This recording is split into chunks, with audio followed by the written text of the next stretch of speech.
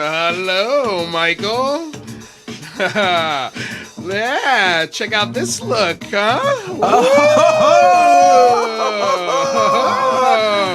Oh, it turns out I can also tie a tie, friend. Son of a bitch. You actually, it looks like your tie may have a better knot than mine. My goodness gracious, sir. This is like one of those ESPN huge ties.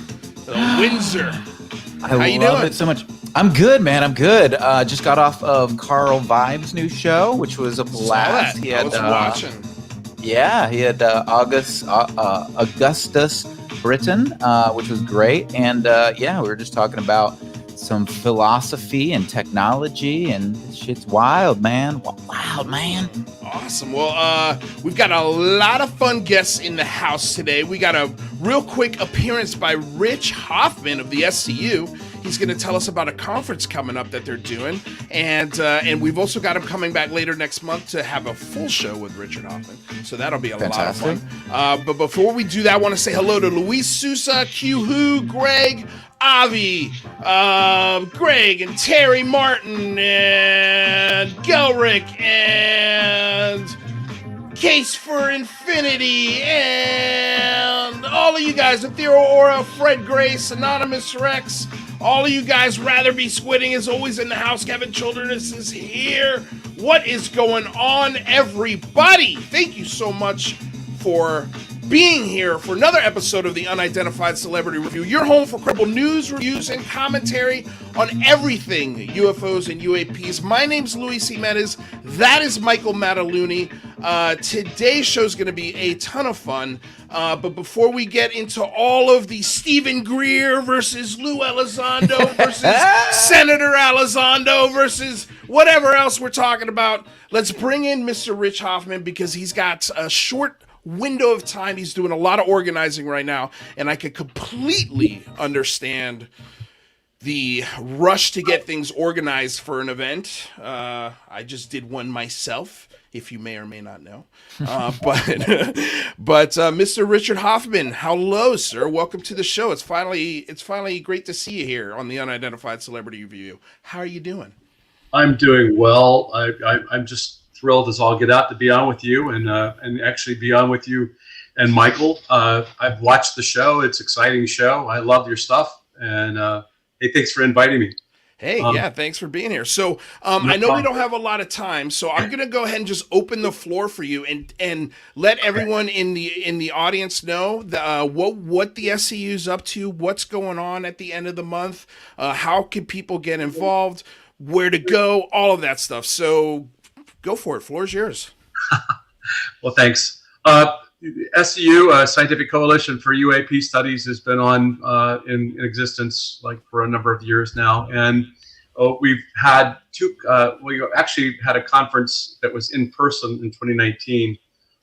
In 2020, we had to cancel it because of COVID, and so now we're back and having it. But we decided to have it a virtual conference, and so the virtual conference is June 5th and 6th, Saturday and Sunday, from 9 to 6 p.m. Central Time. Right now, we've got something in excess of about 140 people from around the world. Actually, we've got people coming in from obviously in Europe.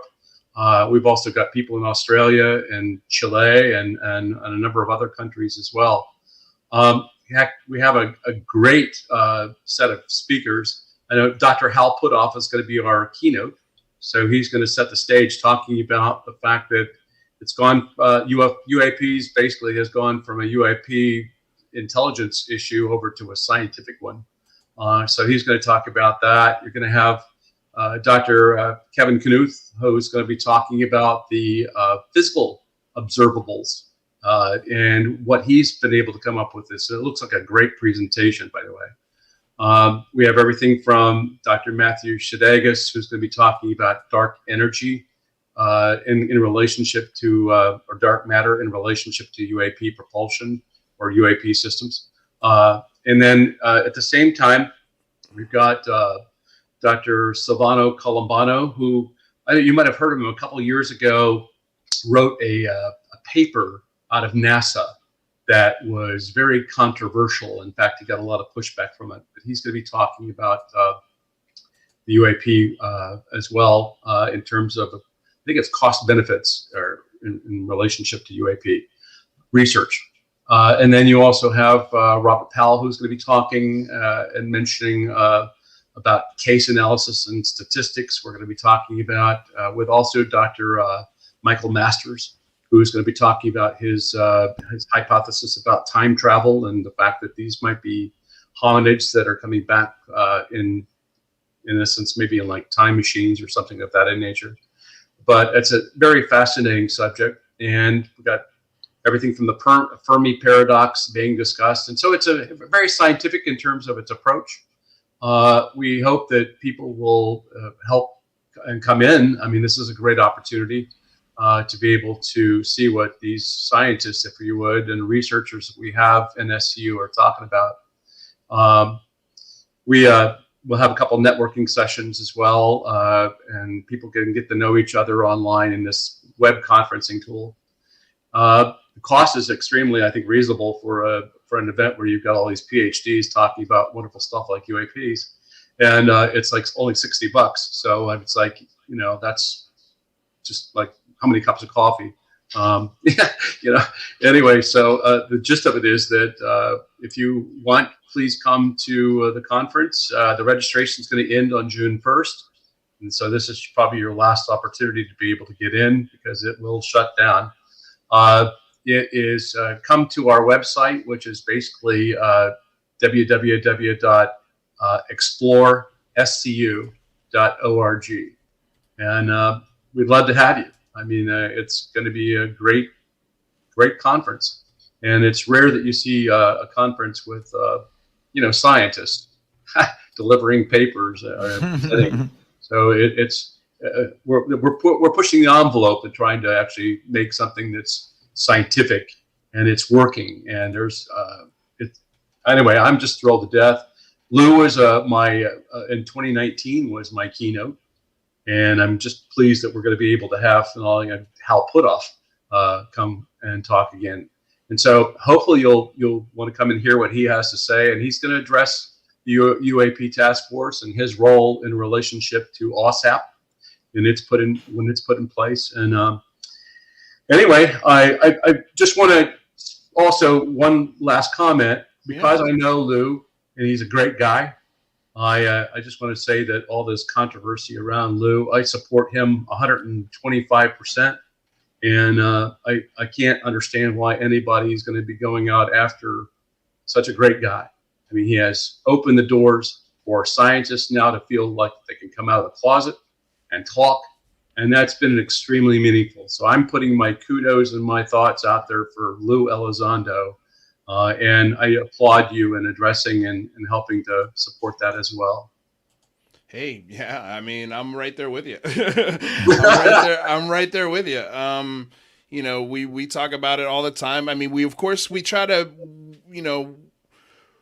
we love everyone, but we try to take the information as it comes and decipher it the best way we can and then make the decisions off of that, and as of right now, I can't see any nefarious, things coming out from the Lou Elizondo, Christopher Mellencamp. You're right. He's opened the door for not only scientists and journalists now and reporters and people who had nothing to do with this, but he's also changed the discussion at the water cooler, which is what we want, Without a doubt. Without a doubt, he is changing the water cooler discussions. I mean, I work in the Army. And, the military has usually clammed up about it. And we have open discussions about it now that we didn't have before. So, and we're suddenly getting like academia that are now wanting to get on board. And so, wow. I mean, that's in my 57 years of UFOs, I mean, I have literally, I've gone from the Blue Book days. And in fact, I was actually at Blue Book, working with some of the people out there. I'd be on case investigations, got to meet, the people out there and even lectured on the topic out there. But to see this whole change that's happened in my 57 years in terms of attitudes and ever since the closure of Project Blue Book to suddenly have it now reopened because of the 2017 announcement, I'm thrilled to death. I mean, Well, and now we have, yesterday you have Ellen DeGeneres talking to Jake Tapper about UFOs. Now, granted, there was no blue Tic Tac, but for goodness sake, what amazing progress! Cool I would have never imagined, even 6 months ago or a year ago. No, never would have thought. Yeah, you're now able to talk about it. I mean, and hey, look, and like Lou points out in his presentations. And he had it even on 60 Minutes when the guy said, well, do you really believe in this stuff? And he comes out and basically well, excuse me, the Pentagon has already announced the fact that UFOs are real, and so get over it. Let's move on. The conversation has shifted. Now that. Let's move on and so where are they from, what they're about, and everything else, right? I mean, come on. I mean, right. Now you can make a scientific hypothesis, and you can say, maybe not like Jake Tapper, whether it's Thor or not, but you can make a scientific hypothesis and not get laughed out of academia. And that's what's so beautiful. And you've got Avi Loeb saying the same thing and writing in Scientific America. Yeah. That's beautiful. Well, it was just, go ahead. I was going to say, well, Avi Loeb's great, but I was going to say, Ezra Klein, I think, is better. I'll raise you Ezra Klein with the Avi Loeb. I mean, Avi Loeb is wonderful, but I mean, one of my questions, Mr. Hoffman, was going to be I know this year's conference is going to be awesome, right? But this year's conference is, I don't think, going to have as much, weight or interest as, say, maybe next year's conference or the year after that. Like, you have is there one scientist out there that maybe is a public figure or maybe isn't that you had your eye on, or the SCU has their eye on, that where they're like, oh man, we'd love like a Michio Kaku or a Neil deGrasse Tyson to get into the SCU? Well, believe it or not, we're having conversations about that and trying to get them on board anyway. So, I mean, I'm letting you know that we are not trying to contact them. In fact, Avi Loeb, we were going to try and see if we can have him potentially come and be a presenter. So next year, we're going to be pushing the envelope. Probably we'll have Avi come and join us there. I know that we got some people that are working on Michio, and so who knows? I mean, but I'm impressed with the level and the quality of the people that we're actually bringing in, and the projects that we're working on. There's a ton of projects, and we can talk probably more about that, when we get together again and stuff like that. But there are some exciting projects that we've got going on, and it's good. It's all good. And if the vault, which is being still built, comes out, and it's supposed to come out this year. I don't know if you know about that the vault was a tool that was going to be, in fact, Lou was talking about it and everybody at TTSA before he even left.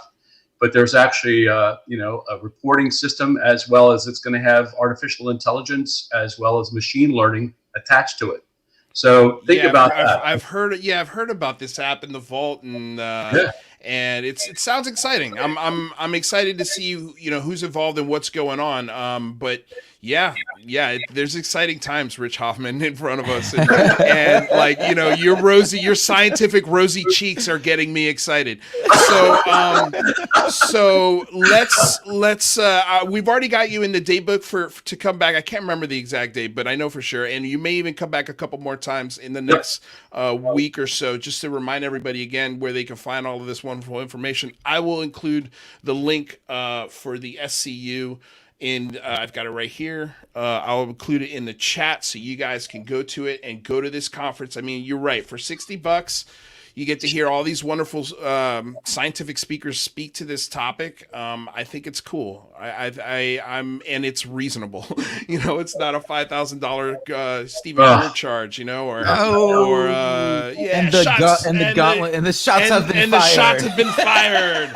I'm not doing a Stephen Greer kind of move where I'm out playing to have CE5s, right? Yeah, exactly. That's and it charges you about $5,000 to sit out there and dream about that UFO to come down. Right? Yeah, well, I'm definitely going to be checking it out. So I recommend all of you guys to check it out as well. I put the link in the live. You're talking about the SCU, not Greer's. Correct. Vision yes. Quest. Okay, got it. Yes, yeah. No, I mean, yeah. Well, we'll get into it. Anyway, Mr. Rich Hoffman, thank you so much for stopping by. I can't wait to talk to you again. I'm looking forward to it. You guys take care, and thank you for having me in. And Great to meet you, Rich. Support for the conference. I really appreciate it very much. No worries. Hey, we want more scientists, more science to be looking at this. You're the good guys, you know. So yeah. Anyway. Can't wait. All right, thank you, sir. Take care. Thank you. Bye, Rich. That was cool, right? So Richard awesome. Hoffman. I can't wait to have him back and really sort of talk to him about all of the killer stuff that this Christian Thompson. Christian Thompson. Keep up the good work, all of you. Thank you so much. It must be the tie. I think it's the tie. I think it's a tie. Look at us looking sharp, you and me. I really appreciate folks who are like, you know what, we need to support this because it gives us the opportunity to do it more and be a hub for all of these people to come and talk. And it's just amazing. Yeah.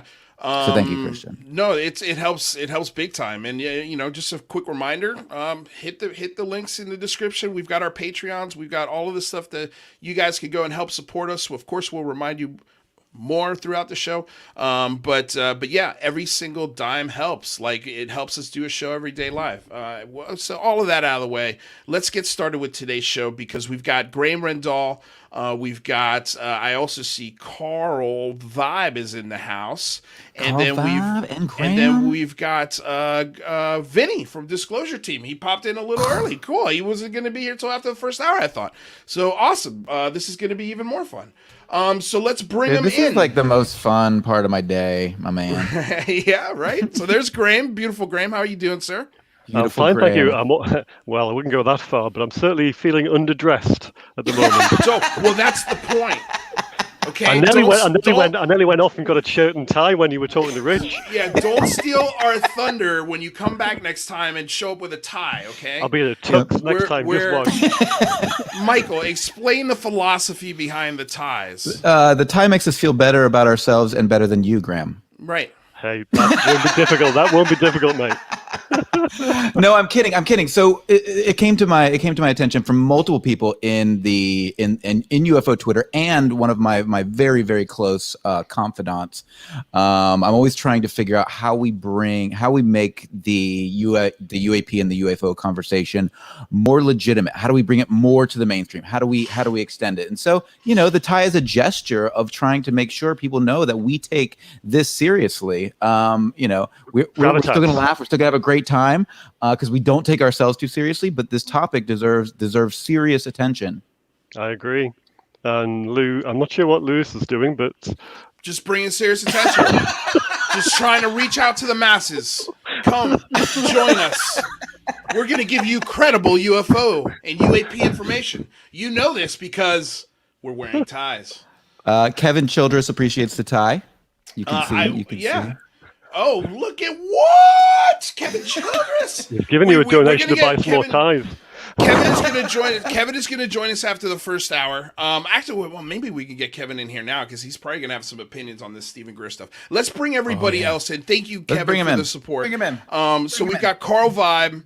We've got Vinny from Disclosure Team. What is shaking, Vin? Hello. Can you hear me okay? Yeah, we can hear you perfectly, dude. I'm going to send this link to you guys. Say hello and introduce yourselves and all that stuff. I'm going to send a link over to Kevin so he can join us as well. And yeah, let's get this party started. Yeah, I before you do that, I definitely agree with Fepravat. Just put on a good old British Doctor Who tie. So from now on, on Fridays, our British friends, our friends from across the pond, will be required to wear bow ties. Oh, I'm sorry, guys. I didn't. That's good. I like that. I didn't put it on. I put this on for Louise though. Wait. What? Nice, man. Nice. I love it. I'll give you that. Yeah. That's some good thing. Okay, so we're gonna wait. Kevin Childress should be in a second. But here's the deal. Graeme already transcribed. He watched it today, by the way. The half hour, almost 40-minute diatribe from Stephen Greer, and he transcribed everything, so that's awesome. And I just heard someone pop in, Alec Sears. Oh, what's up, Alec? Oh, yes. Yes, Alec. Yes, Alec Sears with That's the awesome. tie. Yes, man. fellas? And he's Carl's a gonna go with reporter. He's a reporter, so like this is all like, or not a reporter. He's a journalist. That's cheating. He's had time to prepare. I popped in early and couldn't let Lewis and Mike have all the fun. So. Oh, that's great. I love it. I absolutely love it. Okay, so let's start off with the I guess this whole Stephen Greer video that he made. Did everyone see it?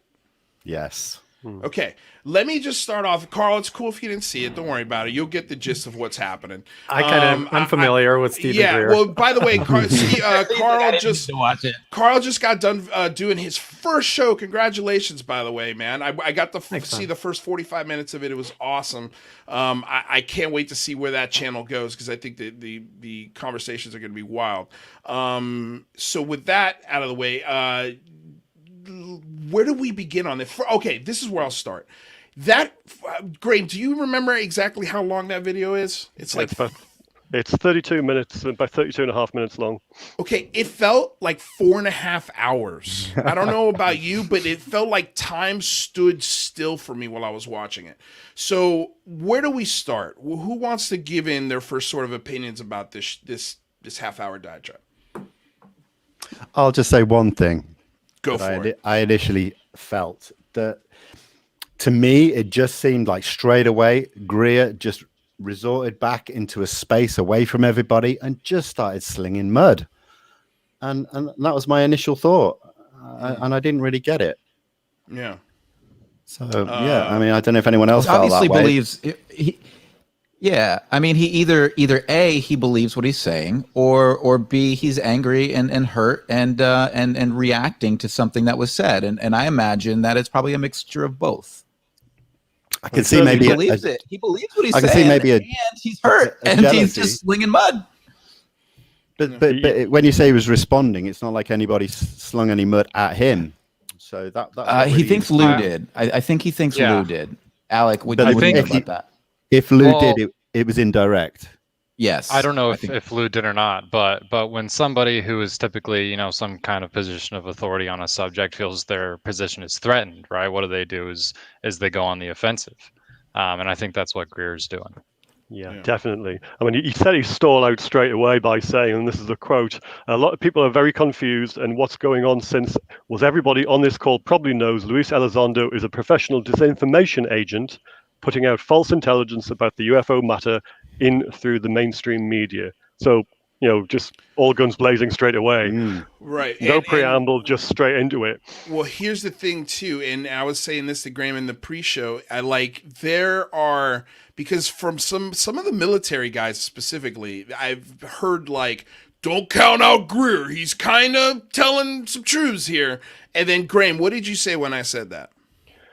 Do you know what? I can't even remember. You said, okay. You said, well, that's the gist, isn't it? Like, that's how he gets people in. He sprinkles some truths in there, and it all automatically in some people's minds that'll make the whole statement true. Yeah, what I said was he basically, you can hide like a lie between two truths. So some of the things he says, I'll probably have some foundation to them, but he's always going to just come back to the same old kind of thing about, well, my way or the highway. That's basically what he's saying, isn't he? And that's what's shown through. It was, don't believe these people. And he didn't just mention Lou Elizondo either. He mentioned a whole raft of other people. He had a whole lot of other people mentioned in connection with him. May I ask everybody on the panel here, just to try to make this as balanced as we can. What were some of the truths that you thought he shared, and then we'll get to what you think he was being emotional about or making up lies about? May I start? Oh, nobody wants to. No. So it's in the first sentence that Graeme read. Go ahead and read it one more time, Graeme. Okay, I'll just go back to it. Sorry. A lot of people are very confused and what's going on, since everybody on this call probably knows that Luis Elizondo is a professional disinformation agent. Wow. Okay. So first sentence out of the bat is true. Everyone is confused. There is a lot of confusion on this topic, right? The other part of what he said is that Lou Elizondo is a disinformation what? Artist? Agent. Okay. That's kind of true. He is a counterintelligence agent, but then the next step of he's counterintelligencing all of us in the American people. Like that's the step where you better have some goddamn evidence if you're going to say something like that. And this is where I think this guy's, in my opinion, a little dangerous. Like he might believe that, and I think that's how he's going to get away with throwing this kind of mud. But damn, dude, he's playing a really dangerous game. Hey, hit Rich's comment. That's what I was referring to. Lou alluded this being a fraud and charging people to see him drop flares from a plane. So Lou said something like that on television like a week before this happened. So I would imagine that's what prompted this. But here's the thing is Greer has been pushing this narrative for a few months now, at least. And he pushes it like it's a fact. Everything that he's saying is matter of fact, like he knows, but then when he's pressed against the wall, he's like, my sources, or it's like the Rockefellers, or some weird ambiguous, like he's not really surrounded by any other credible people. Like you have Alex Dietrich and the pilots of these aircraft and the naval ships and everything like that all surrounding Lou Elizondo, and they wouldn't have any personal interest in doing that other than their own credibility. And you see Stephen Greer going out there just slinging mud with no actual sources to back up all of his claims. So I think Louise nailed it when you said it's about the narrative. Stephen Greer wants to control the narrative, and this is something that we see all the time in the political realm. Is when you're under attack, when your authority is being questioned, when you want to remain on top, you attempt to control the narrative, and by doing that, you just kind of go all out, discredit your opponent or whoever's coming after you, in an attempt to like make yourself look better to stay at kind of the top of the platform. It's not just the narrative. It's not just the narrative. Sorry, it's not just the narrative, though, is it? It's his relevance in terms of ufology as well, which is under question. That as well, but not even if you just ignore that for a second. His relevance, because at one time he was the person that people went to when he had the Washington Press Club when he had all those people that he found, the people who came forward and prepared to put their sort of their lives on the line and their pensions and all the rest of it. And there was those the people that people looked up to for that kind of thing. And now people just think, well, what's he doing? He's charging people thousands of dollars to take them out in the desert and show them. Well, show them what? Nobody really knows, do they? So, and how relevant is that to what we're trying to achieve? How's that going to get people towards disclosure?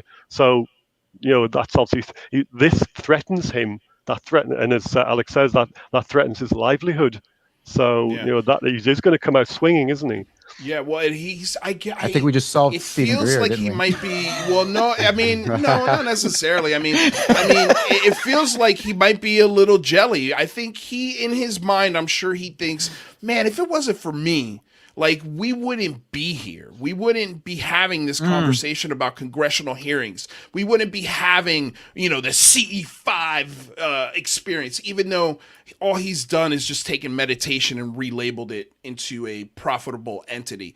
Like, it's nothing. CE5 is nothing new. We've been doing it since the start of man, and it's just simple meditation, even though I would say I don't want to simplify meditation, but like, you understand what I'm saying. He's taken something that's already existed, slapped a new sticker on it, and said, this is brand new, and if you want to do it, you can. Just give me so-and-so. Yeah, that's what snake oil salesmen have been doing for centuries. There's a whole musical about it. Remember the Music Man? The new guy comes into Iowa, starts selling instruments or whatever. It's classic. It's what Gwyneth Paltrow does with her website, like Goop. It's what Alex Jones does. Yeah, they all sell like the same thing. Greer's just selling something different. Well said. Look at the young gun coming in here and schooling all us oldies. Yeah, very Did good. you call them the necktie. Yeah, It's the you tie. call them rainmakers, didn't you? And we got Kevin Childress in the green room in the back, but I don't know if he could hear me, but your mic and your camera's not connected, Kevin, so I can't bring you into the room. So if you can hear me, just FYI, that's what's going on. And I feel like I'm lagging a little bit. Am I? I'm super lagging, so I'm gonna drop for a second and come back in. I'm gonna reboot because I can't get any bandwidth here. Okay. All right. Cool. All right. What did UFO Jane call it the other day in that broadcast? She called it disclosure. Oh man, what did she call it? The disclosure profiteering, or no, it was the disclosure industry. Yeah, I think it was this disclosure industry. Yeah, it was something along those lines. Yeah, I think that was it, dude. I think that's it. The disclosure industry. Yeah, when your whole income is based off of the disclosure, and you get down a certain rabbit hole with that, and you have to stick to your guns and your narrative and your sources, or your entire backstory starts to come unraveled. Well, I think here is the disclosure industry. And the disclosure industry. And thank you, Caffeine Stew. Damn, thank you for remembering that. You're watching the show. Thank you. Paying a hell of a lot more attention than I am, and it's my show. Okay, so Graeme, what was another interesting thing you picked up in this? So he basically talks about some other stuff, but then he mentions about Jeremy Corbell. So he says, he says that Chris Mellon and others, he said they know that some of these crafts are in fact of extraterrestrial origin. He must also know that some of them are ours. For example, the reason that Jeremy Corbell interview on Fox News, when they were showing the triangles of swarming the Navy ships, every one of those pyramid triangular-shaped objects with a flashing light on them are either from Northrop Grumman, Boeing, or Lockheed, but most likely from Northrop. They are man-made UFOs, are anti-gravity vehicles, and this is the quote: "Everyone in the aerospace industry at any level of clearance knows this." That was a quote. I'm so happy you and I are like picking out the same. That's the quote. I really was like, what? How do you know that? That was the evidence. Any of that triggered me as well. So I just thought, come on. You spoke to everybody in the aerospace industry at every level to check that they know that. Right. You and not only don't that, make statements like that. Sorry. Why is nobody else talking? Like, if that many people know, we would have gotten somebody else would have popped up. I mean, there are rumors about such things. I mean, there've been rumors for an anti-gravity craft coming out for years now, but nobody's actually come forward and said, "Yeah, we've got them, we fly them, and that's what we do." But somehow his sources, whoever they are telling him that's the case. But I don't know how many people you spoke to, but you must have spoke to everybody. Because apparently everybody at all levels says that. I personally... go ahead. Sorry, I was just going to say, normally these people are hesitant to come forward because they haven't yet got the evidence to back up their claims. And that's just standard. That's what we all do. We don't make these wild claims without bringing a little something to back it up. It's basic stuff. Greer's clutching here. He's clutching at straws. I have a family member that actually works in the advanced drone industry for a living, and he does contract work, very privatized. He can't really talk about it. He gets sent on deployments, and he builds and repairs advanced drones. And I've asked him, and he flat out says, if they have something like this, I find it hard to believe, because even the very advanced stuff that he can't talk about doesn't display the things that we're seeing, especially the ability to jam radar, to almost read the pilot's minds and anticipate where they're going and go in and out of the water. While they do have some of that kind of technology in the works, so you have to wonder where Greer's getting these claims from, and where is he interviewing everyone? Yeah, you're right. Can I also mention that drones work on standard propulsion systems that we're all aware of? Yeah, good point. The Tic Tac, the observations from David Fravor and Alex Dietrich, this is not drone technology. They are keenly aware that this is something beyond what they understood, any sort of propulsion system that they are familiar with in any way, shape, or form. Even when you talk about the battery capabilities, if you have a drone that's flying on some sort of advanced lithium-ion battery, they're only going to last flying at that size, 40 feet long, the size of a bus. How the batteries that you would need in that are beyond like a Tesla car to keep that thing, unless it's running on some kind of metamaterial that's foreign anyways. How long? But these things are seen and recorded flying off the back of naval ships for sometimes 3-4 days before they leave. And so how do you account for that? Well, McGowan says it's possible. McGowan says it's possible. McGowan says that those drones exist. They're American-made drones, but also remember, it doesn't have to be propelled, you guys. Like, it doesn't have to have an ion lithium battery. All it needs to do is float to the target and collect the data. Like, and that's why I think this whole disclosure we're getting right now, all of this information from all these news outlets, part of the reason they're doing this, in my opinion, pure speculation, but part of the reason why they're doing this is because they want to let every single military member here in the United States and around the world, you're allowed to report UAPs now. You're allowed to tell us what's going on when you see it. It doesn't matter where it is, doesn't matter what it looks like, make a report. That's what this huge media push is. So, and then maybe the other prong of that is we might get some answers on genuine UAPs, or at least some better examples and data to tie toward the UAP discussion and phenomena. But that, for me, I think that's mission one.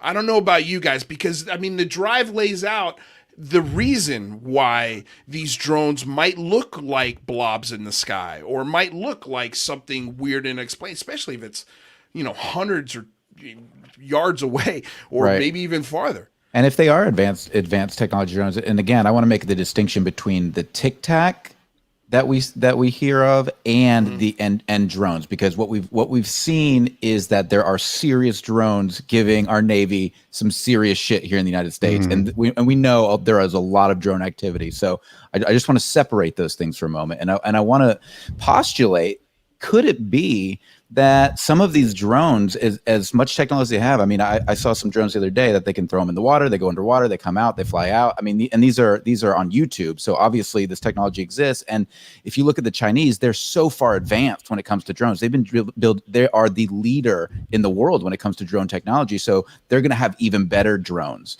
in their military. So the idea that these drones could be 100 miles away, just sitting on the water, and then come out of the water, come mess with us, go off 100, I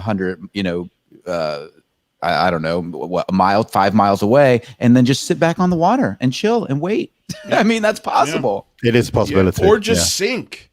Like, because they've already got a way of collecting the data without actually plugging into it. Let it sink. Like, what's $80,000 to, the Chinese or Russian government? It's nothing. Doesn't matter. Yeah. That's a really good point, and also prevents recovery of the craft, because that's the big thing when you have new emerging tech. You cannot let it fall into enemy hands. Correct. So real quick, let's bring in Kevin Childress, who's got a ton of military experience. So maybe he's got some perspectives to lay on this discussion we're having. Well, not really. I don't have a ton of military experience. All right. Well, damn it, Kevin. I will say that the stuff that the military uses comes from where I used to work. So, like I've said before, the sensor stuff is incredible. So, I mean, there's a lot of people who aren't going to see anything because they're terrified that they'll lose their entire livelihood. So, I was listening as I was driving home, and for instance, where I live, we have a huge NSA facility. Army moved its Cyber Command headquarters here, and there's some other operations that go on, and all of those people depend upon, the secrecy or the government, or not the government cover up, but they have to stay true to being, quiet or not talking about anything. So even if they don't know anything about this subject, they still feel a loyalty where they just, you keep your mouth shut. Yeah. I mean, that's what you have to learn to do is keep your mouth shut. So what you're saying is Greer's claim that all of these aviation people within our government should know, definitely know. What was the quote there, Graeme? I'm sorry. Can you read it for me? Yeah, I'll just go back to it. Sorry. No, don't be sorry. He says, these are man-made UFOs, are anti-gravity vehicles. Everyone in the aerospace industry at any level of clearance knows this. It's a shame that it just doesn't even pass this. It's a shame that Greer's taken a message that he had initially, which was a great message, and then transformed it into something stupid. Because the government has a great ability to keep secrets, but not that secret. Kevin, right? what do you think? That far off. What was? I'm sorry. What was the moment? Like, what do you think Greer was like? Oh, I see what I can do with this. I mean, like, how did he get lost? What happened to him? Well, I don't know. Is it just money? I mean, is it simple as money? My opinion is there was a farm in the foothills in Virginia that he really wanted. So you got to find a way to pay for that, because God knows, that's expensive stuff to live out that way outside Charlottesville, right? Which is one of the things he always says. I mean, he drops bombs about exactly where he's coming from. So he's a very smart guy, but he's only sort of aware of what he's saying, and that he's laying a groundwork for you to tell exactly where his story falls apart in the moments that occur where you can see that he sold himself out a little bit. Let me ask you this. I love the stories when he talks about, entertaining or briefing important people, which is obviously important to him, but it's bullshit. I mean, I've done briefings like that before, and they don't go down like he says. Yeah, I mean, it just they don't ring true. They don't ring true to me. Even the documentation that he eventually posted doesn't ring true to me. Yeah. From France, I think there was some French diplomat or scientist or whatever that I forget who it was, but it didn't look credible. Right. Well, let me ask you, what is there anything that did you watch his 32-minute I did. Okay. So was there anything out of that you were like, "Oh, that sounds right"? Well, I think that what he said about I mean, I can't talk for Lou Elizondo, but the idea that that Lou could become the target is of some disinformation or retaliation by the government. That's not. I mean, that to me sounds credible. I mean, that absolutely sounds credible that could happen, because the government is you're good until you're good. We want you till we want you, but once we change our minds, once the power switches directions, we'll cut you loose. Yeah.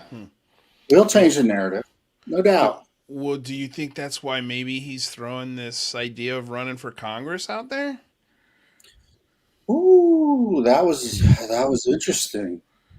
And so then you can. I'm of two minds on this. Are we dealing with the narrative that was started when Lou stepped outside the government to bring UAP stuff forward, or are we dealing with the narrative where he's really been bee stung and now it's time to get his sort of credibility revenge? Because they can definitely, and it hasn't happened too hard yet, but they can definitely attack your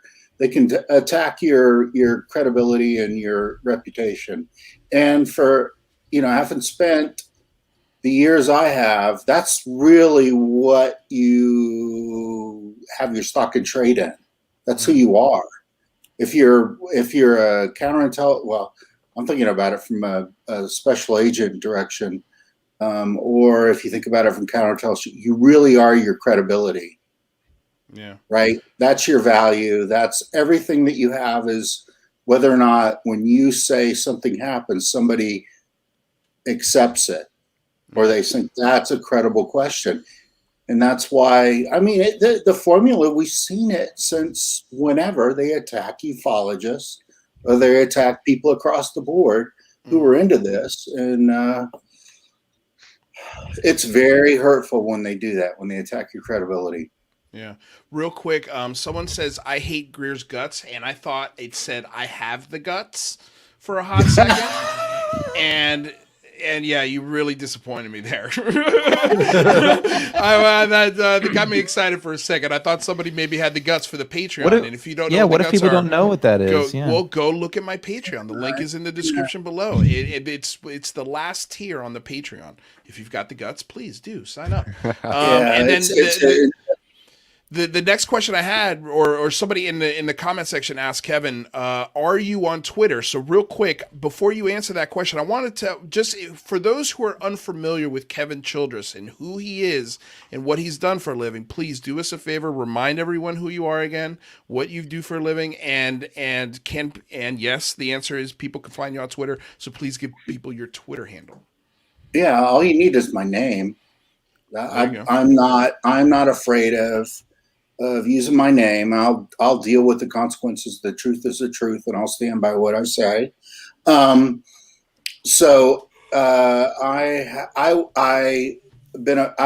retired / disabled federal agent. So I was a special agent for the U.S. Department of Energy's Office of Inspector General. I worked almost 30 years before I retired out or disabled out. So, I worked I specialized in really complicated white collar crime scenarios. This is where I did my stock and trade, and I've got quite a few awards and recognitions for some of the stuff I've done. And really, it's kind of a model for how I think they're going to work at getting to the truth, and how you can look at how contractors can manipulate a system. But that's somewhere down the range. I have to be really careful when I talk about that stuff. Yeah.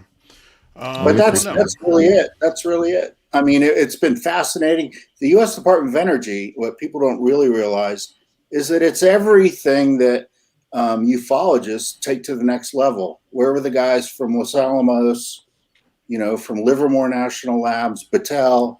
All that stuff is sourced with the Department of Energy, right? It is. So, are you telling us to storm the Department of Energy, Kevin Childress? No. I'm kidding. Kevin, I'm kidding. Here's the thing. The Department of Energy contracts everything out. So, right. Like when I was there, I think we had about 10,000 federal employees for an enormous department that had about 150,000 contractor employees. So almost everything that was done through contracting, and contracting's not accessible through FOIA. Now, being with the IG's office as a special agent, I could get to what I needed to, but it's more difficult to understand simply because of that. Now, I don't know, whatever the reasons are, the effect is what the effect is. Right, and people should know that like the Department of Energy is not a place. Like it's like the soul. You can't find it. It doesn't exist in one place. It's a concept, really. Yeah. Almost. I mean, there's national labs and they'll have the DOE name on it, but the work that's done is done through contracting. And a lot of the basic science that when we talk about physics is done through the Department of Energy. And so a lot of times it would always interest me to hear about a medical discovery, the DNA project, for example, decoding the DNA. Department of Energy did that because we had the computational power and the laboratory ability and the people who could actually pull it off. So there's a lot of things that a lot of people don't realize that the Department of Energy does. They got a bigger They got a bigger budget than NASA. Could I just ask a quick question? Is it true that the Department of Energy has a lot less oversight than the DoD? Absolutely. Right. Okay. Just wanted to clarify. I mean, we had this is one of the big problems I always had is that you have a place with, like I said, about 150,000 contract employees. We were lucky if we had 60 special agents. Wow. And 200 auditors. And that's insane, man. Like, can you say that one more time, Kevin, just so people because I think that should sink in. Can you say that one more time?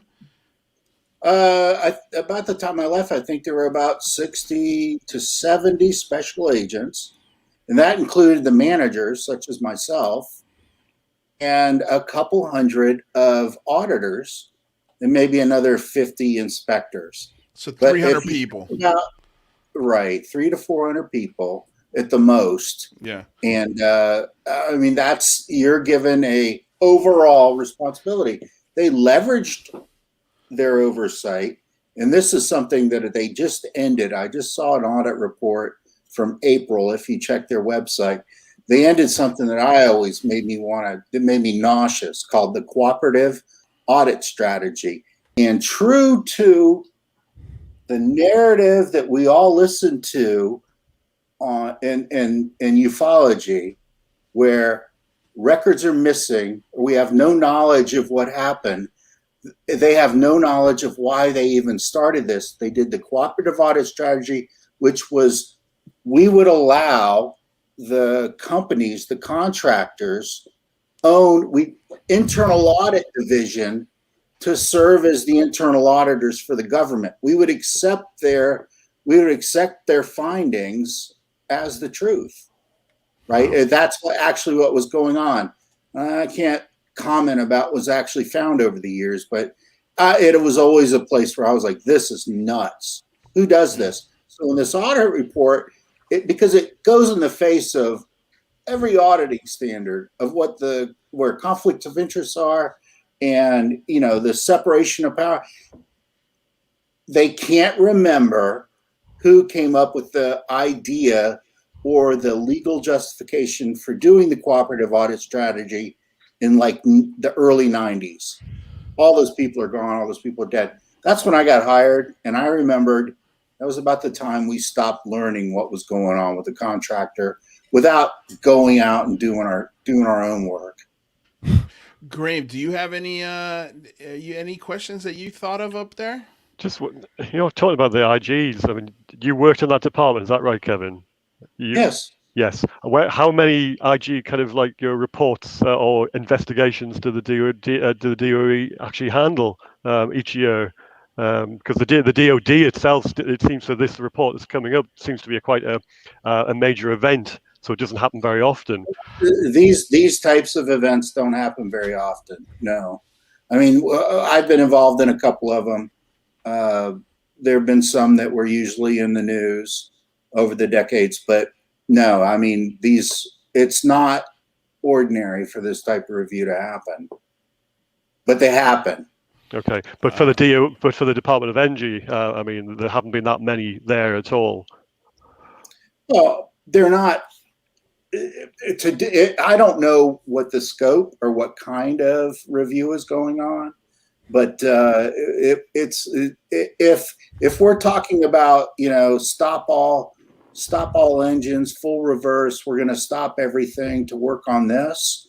That's not common. Now, if it's just a regular inspection, those are common, but we don't know what's going on with this. And I'll be careful about saying that. I don't want to feed you a line that this is a big deal when actually it might not be. Well, it may not be the way that they're handling it.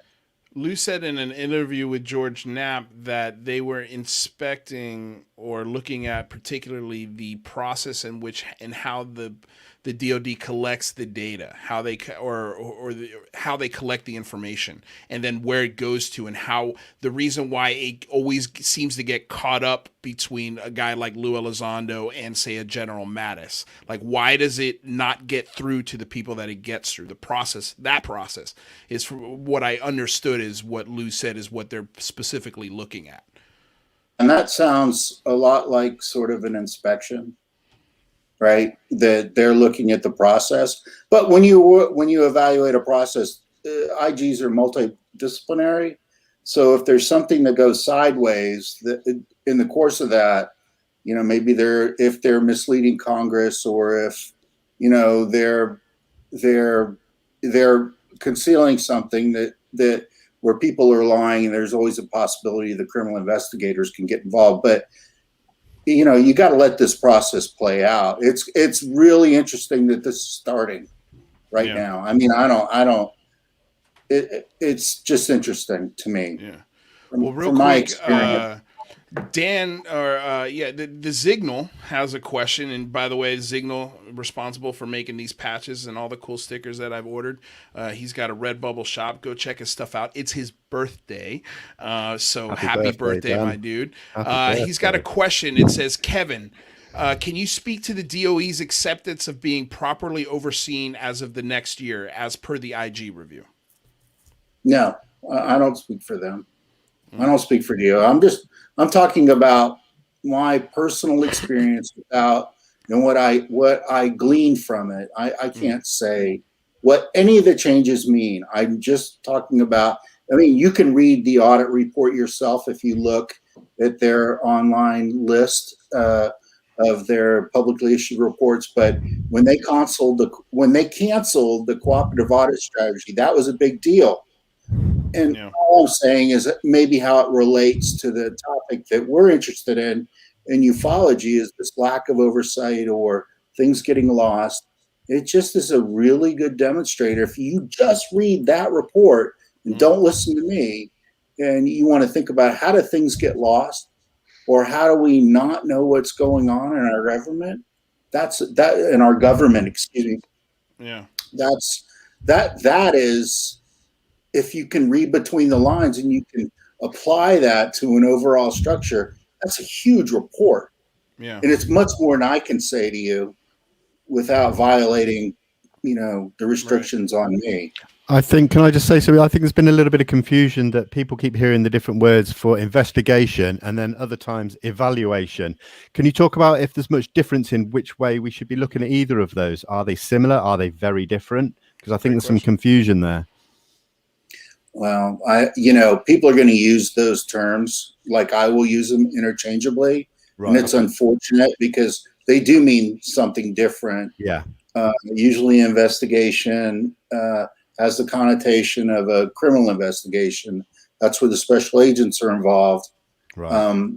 And then an evaluation or an inspection is what we usually think about when somebody's looking at compliance with procedures. More like an audit. Yeah. More like an audit. But I mean, it may be in this situation they're looking for the idea that there aren't procedures adequate to follow this. We're on a weird trail here. Right? I mean, we're on a weird trail here, and it's hard to say. I hope that there's no investigations, right? That there aren't anybody getting in any criminal jeopardy for what happened. Because if this started, it started with people who are dead, right? Yeah. They're carrying on a system from a time that, I mean, their great grandparents, right? I mean, it's just become culture. Right. Yeah. Thanks for answering that. So Graeme, real quick, I know you got to go after the first hour, but actually, I'm okay. I can stay if you like. I've got a couple of things. I've just been looking. I'm sorry, I've been scrolling through the transcripts, so I'm just looking for various bits. Sorry. No. That's what I was going to ask. I was like, before you go, maybe you can give us another transcript from the Greer. I have a question for Kevin, really quick. What without implicating yourself or anything or stepping out of bounds, Kevin, what are some of the things that the Department of Energy are actively involved in that the ordinary person might be shocked to find out that they've got their fingers in those pies? What would you maybe bring to the table there? What most people don't realize, the Department of Energy, they're the ones who, if you back up in time, build and maintain and test nuclear weapons. Right?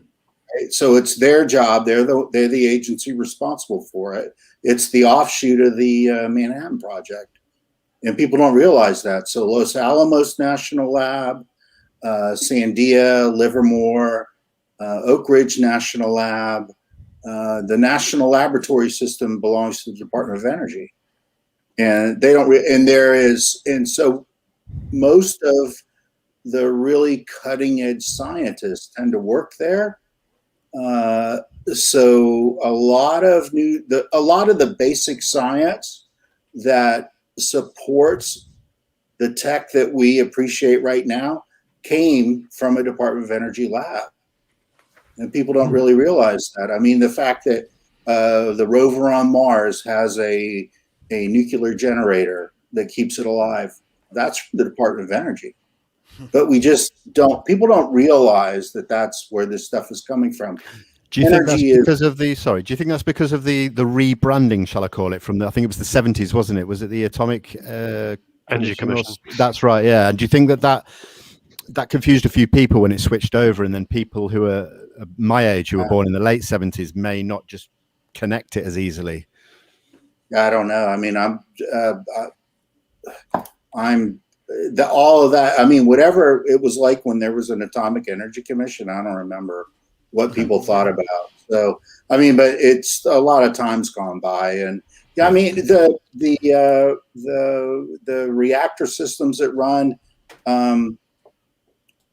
nuclear aircraft carriers and submarines come from Department of Energy too. The engineering, most of the reactors that are built in the world, when you hear about a GE based or another Western based system, they were designed under the Department of Energy. So even if there was, recovered objects or metamaterials recovered, that would probably immediately go right to the hands of the Department of Energy to try and understand that, since they are the ones at the forefront of our modern energy resources and technology. Who knows?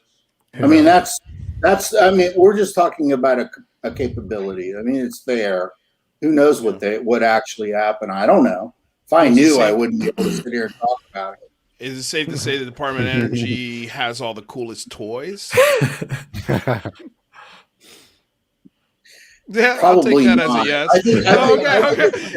The way that it would work is that we tell Department of Defense how to make the coolest toys. Okay. That's the way I would conceptualize it. The basic science to be able to do stuff would come from these people, and the engineers would be at Department of Defense and NASA. What do you think about this question from Contact Tour? It says, why are we advocating for self-serving federal government entities regarding the UAP subject that are pursuing their own agenda that is the opposition to utilitarianism? I'd say that's more of a statement than a question. I don't know. Why are we advocating? I guess the question is why do we expect the government who is in bed with the military-industrial complex to give us the answers, or should we really be focused on collaborating on a private level to get the answers that we're looking for? I think that good question. Listen to the TTSA people.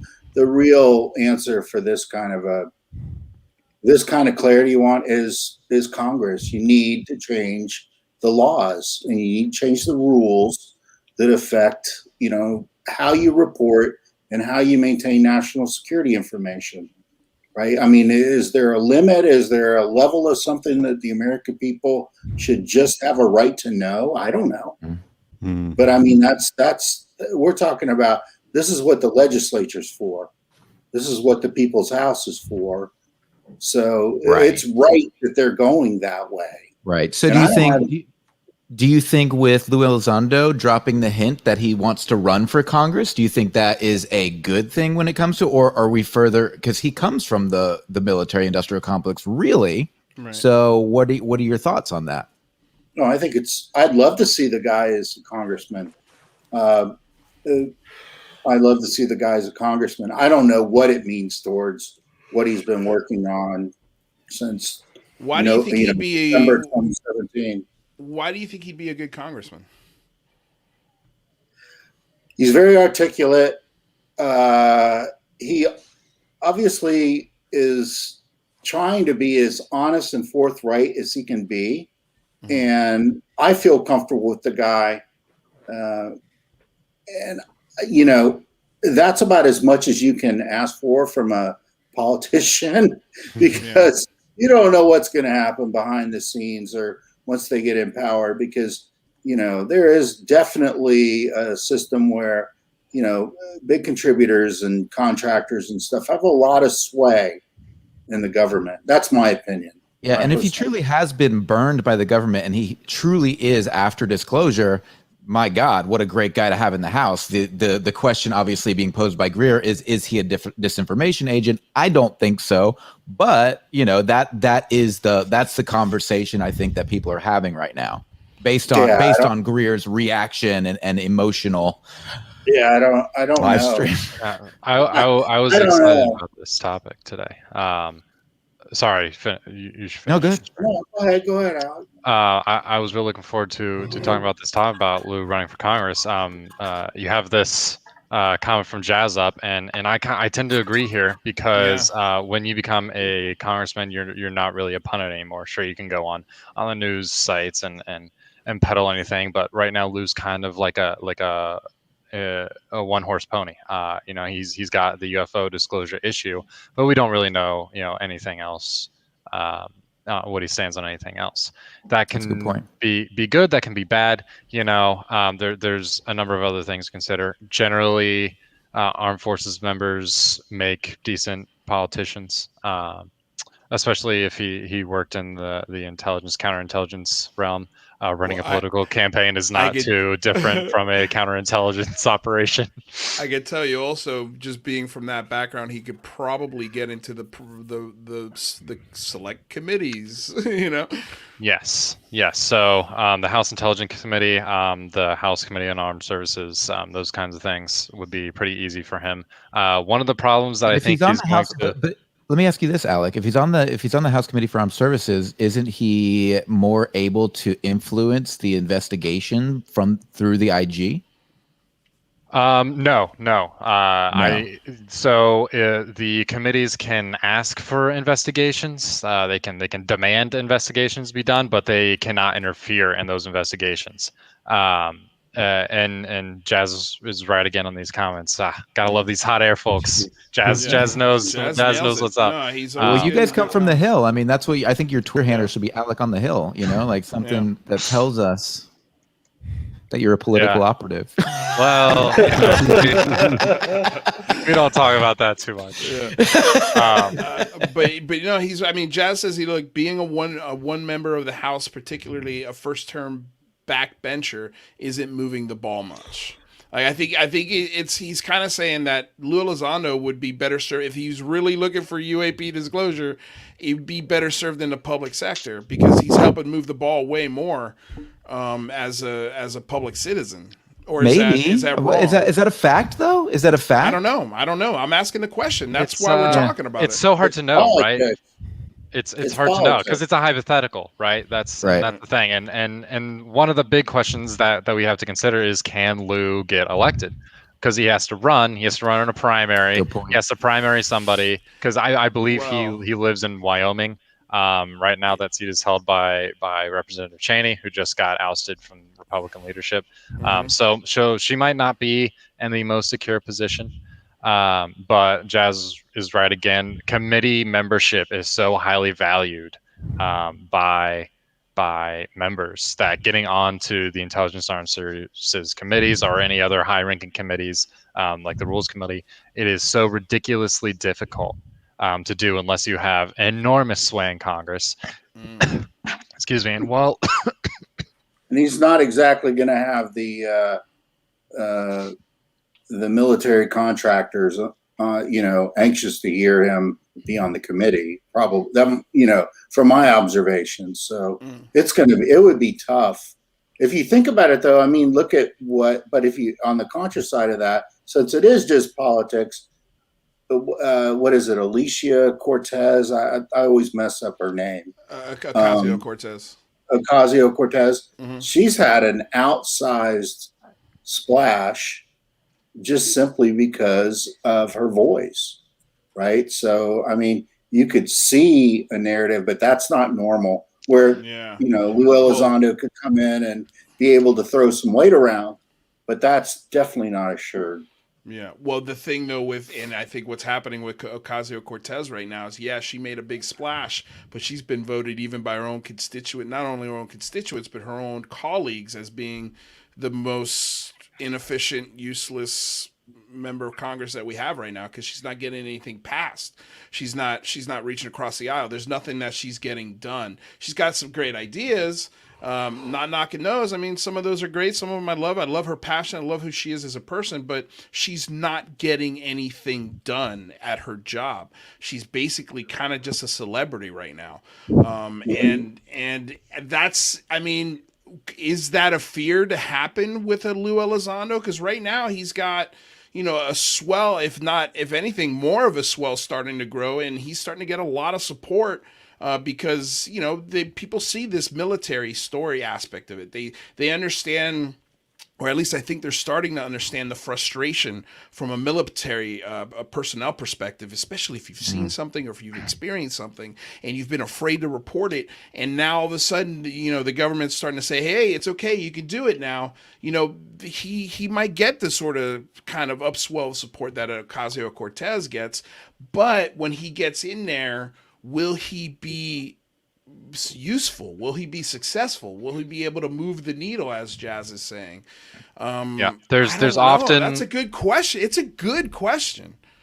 There's often a fairly direct correlation between the amount a member of Congress appears on a news channel and the amount of work they get done in Congress, and it's a negative correlation. The more you're appearing on TV, the less you're actually getting done. There's a few exclusions to this rule, particularly in leadership, because everybody wants to talk to the leaders, obviously.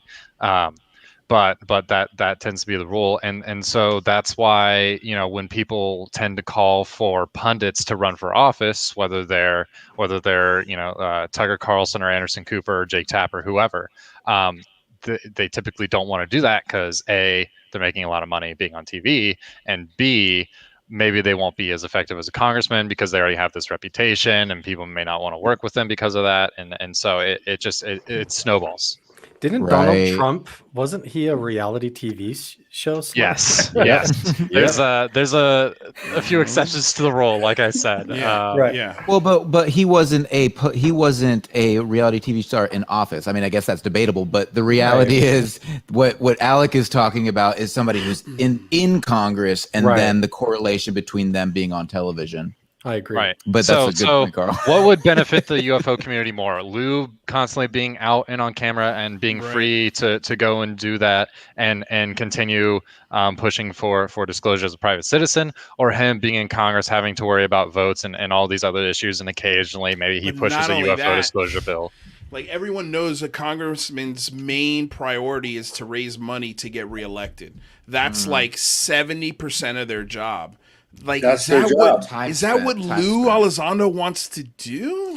He maybe just wanted to drop the mic there just to say, what if I run for Congress, so that everybody turns their head and we're says, gonna ask him. We're gonna ask him. I think Carl's got the best point about that. I think that's exactly what he did. That was a veiled threat, maybe a tiny bit of subterfuge. Yeah, you're kicking a door open and turning heads. Yeah. Any thoughts, Graeme? just a shot across the bows, isn't it? It's not necessarily serious, as Alec was saying, and everybody else was saying. If you get into Congress, I mean, I don't understand necessarily the political situation in America, but I can assume that the message gets lost. Once you start becoming in a high office, you'll be thinking about 105 different other things, and the message for the UFOs, it'll get lost amongst all the noise, and there'll be so many different conflicting interests and pressure groups that you'll not be able to sort of come out that kind of message. So Jazz also says if Lou got a seat and introduced just bills about UAP, he'd be quickly mocked, and I think the media, or in the media, and I think he wouldn't get any kind of pass for it,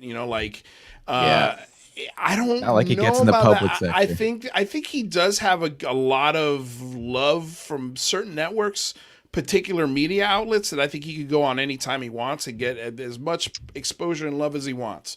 But I think you're right, man. I think at least as we're first looking into this possible idea, I think for me, I say stay a private citizen. But do help us. If that's at least the priority. Now, if he's in Wyoming, and I'm also interested to know what would he run as, a Democrat or a Republican or an independent. That'd be interesting, because he's never, ever, ever, he said he doesn't vote. When he was in the service, he didn't vote because he didn't want his personal belief systems to bleed into any of the work that he did. That's what he said. I'm not making that up. That's true. So I'm curious to know, what would you run as? Right. I think if you're trying to get Congress to pay attention to what you're doing and what's going on, one of the fastest ways to do that is to say, what if I come over there and kick open the door and take a seat at the table? Then you'll have to deal with me. Right. And even if that's not your ultimate intention, it's kind of like calling out the people not paying attention to you, and they all have to turn their head and take note of somebody saying that on a broadcast mainstream network. Yeah. So Louise, I get it. I one of the things I always learned to do when I was working against a big, one of the larger contractors we dealt with, DOE, was to take a step back, change my perspective, right, to see if things look different. And I mean, has anybody took a step back from, right now we're running with some details of the day about what Lou said. Yeah. But if you take a step back and you look from December of 2017, are we really just living out a narrative right now? That what's going on is almost according to a script, right? Some long-term plan that we got to get this story out, but we have to control it to a certain extent. Is that what's going on? I mean, it's just an interesting thought experiment, in my opinion, to just change, because you can get really caught up in your own belief system, right? Or where you want it to go, your own prejudices. Yeah. But really, if you think about this, does it sound like a darn story? I mean, it's almost like I'm reading a Tom Clancy book at sometimes, Yeah. It's true. I mean, that's why HBO Max is making a movie about it. That's why. Yeah, Leslie Kean signed the deal. We didn't even talk about this. Leslie Kean signed a deal to tell the story about the whole 2017 incident, and Lou Elizondo and Christopher Mellon are supposedly they're not in the movie, but there are going to be actors portraying those people. They're telling the story. So yeah, it is kind of like a Tom Clancy sort of novel. Can you imagine if this guy went from fighting terrorists in Afghanistan, doing top secret work at Guantanamo Bay, unveiling the UFO UAP, disclosure movement, and then maybe in the movie he runs for Congress. Holy shit. That's a crazy story, dude. It's a success story. There's no doubt about that. Depending on who directs it. It's occurred to me sometimes when I step back and I think about this, it's like, oh my God, we're living a narrative or a great story. It doesn't mean that it's not totally true and totally just random. Right. It played out the way it did, but it's almost like a script, and to me it's fascinating. Man, now that you put it like that, I'm trying to think as a writer, well, how does this motherfucker end? You know, like like, can I write backwards from this now? Okay, it's a Tom Clancy book. Okay, all right, well, let's see where this sucker goes. I don't know. At the end of a lot of Tom Clancy books, I feel like a lot of people die. So maybe I don't want to go there. Maybe it might be a cliffhanger for a sequel. Yeah, I'm not as well read as I should be and up to speed of my authors, but it just feels like, gosh, you could imagine this as a story, right? But we're trying to get a story out that needs to come out. I mean, I don't know where it's going to end up, but what are your thoughts, Kevin? Like what's going to happen? Kevin, I'm curious what your thoughts are from your perspective, having worked in the DOE for so long. I mean, obviously, we've been talking about the potential for if there were some sort of government cover up when it came to a crashed UAP or something like that, and reverse engineering, this whole idea of reverse engineering. What are your thoughts when it comes to something like the Tic Tac, or that was seen by David Fravor and Alex Dietrich? Do you think this is something that could potentially be a reverse engineered something? I mean, this idea Jake Tapper brought up the other day, is it interdimensional Thor, or is it Iron Man? What are your thoughts? Yeah, I don't know. If I did know, I'd have to say I don't know. But I don't know. Do you lean in any direction? No, I don't lean in any direction, because literally it's not what I looked at. I mean, I've done work in the laboratories, and I've looked at stuff, but this I don't know. It would only be your personal opinion. I understand. You can't. It's my personal opinion only. I understand. But do we have great abilities? We certainly do. I don't know that it gets us over that, but the anti-gravity, you're not sure if we've I got don't know about any of that stuff. Gravity in the DOE. So Graeme, is there anything? I'll back off. I'm just going to come back to what was said there about this anti-gravity machines that might have been developed by the Americans. Come on, if that was the case, I mean, think of the ramifications that you've developed something that actually can fly around without any visible propulsion. And then what does that mean? If you just keep going with that argument, you've solved the energy crisis. Haven't you? We don't need petrol and diesel engines anymore. Why isn't this like being thrown around the world as trumpeted as some amazing discovery? Why aren't the press and the media all over it? Yeah. Why aren't they saying, we've invented you've invented this. It should be around the planet. Everybody should be using it. We can solve the climate change emergency at a stroke. Is that not the biggest kind of story of the century? Why aren't the journalists getting on top of that? If that's what people are saying they're US technology, then you've solved a huge problem around the planet. I just can't get my head around that. Why people aren't making that leap? Yeah, personally, am I being stupid here?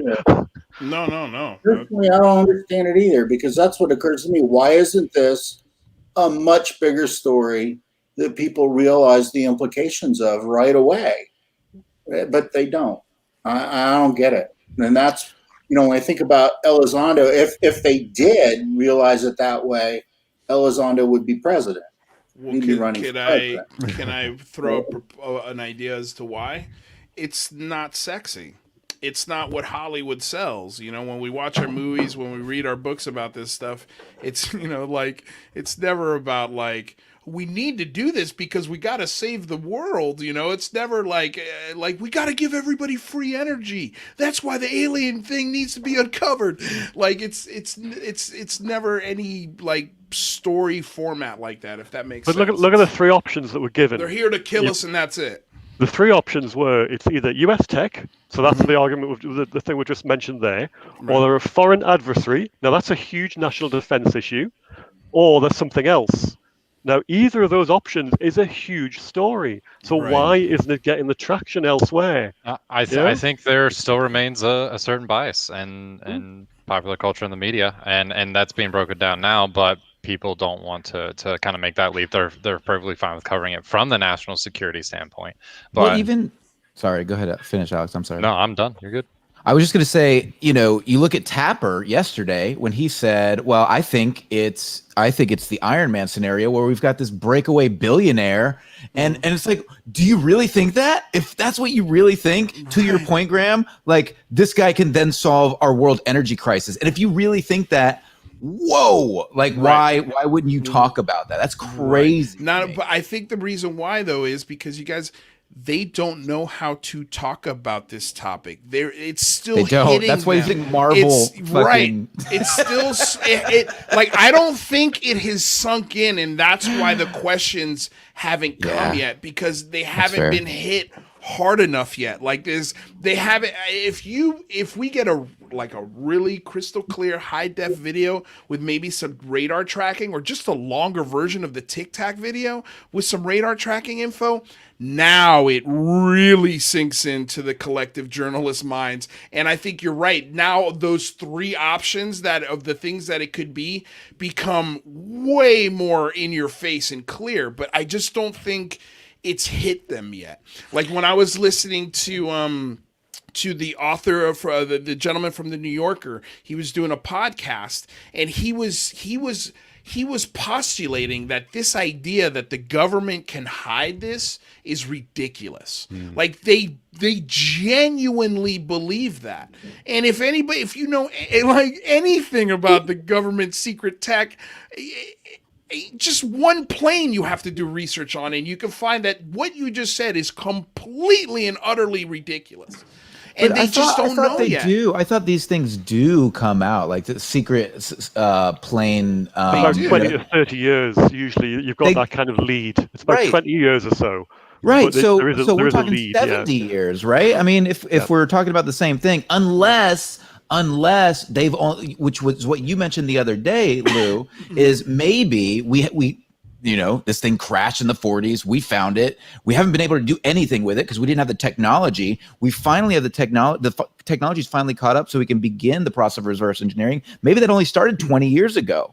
And I think a lot of people in society are desensitized to the topic to a certain degree as well. And even worse than that, they walk around all day with way desensitizing information and belief systems that they walk with that are very outrageous, to where it just feels like they have, not to bring up religion, but they'll walk around with pretty extreme religious beliefs to where the UFO phenomenon and technology stories just kind of fly right over their head or fly right by them. Because just like somebody saying, Jesus is back and he's over there in this particular country and he's here, and they'd go, oh yeah, well, what did you expect? You know, and they walk around with particular preconceived ideas that make this topic just seem like no big deal to them. And so they don't really understand the actual real world implications on every single aspect, not only of it being extraterrestrial contact potentially, but the Department of Energy and how that plays into it, and how the secret technology that's being hidden from us. They're not really peeling back the layers to let that sink in and the reality of it. And that this stuff is coming out because they walk around day to day with that desensitized mindset. I think also some your bills. Sorry, you got to pay your bills, right? Yeah. I was just going to say something that looking in from the outside the US, it's very clear, I think, from over here in the UK, that most of the European media, we always wait for the US and take the steps behind them, and we've started seeing them covering it. We've started covering it, but it's just that gradual behind process. We're always behind the US until they take that big leap. No one's going to follow, in my opinion. I agree. Well, That's as is usually the case.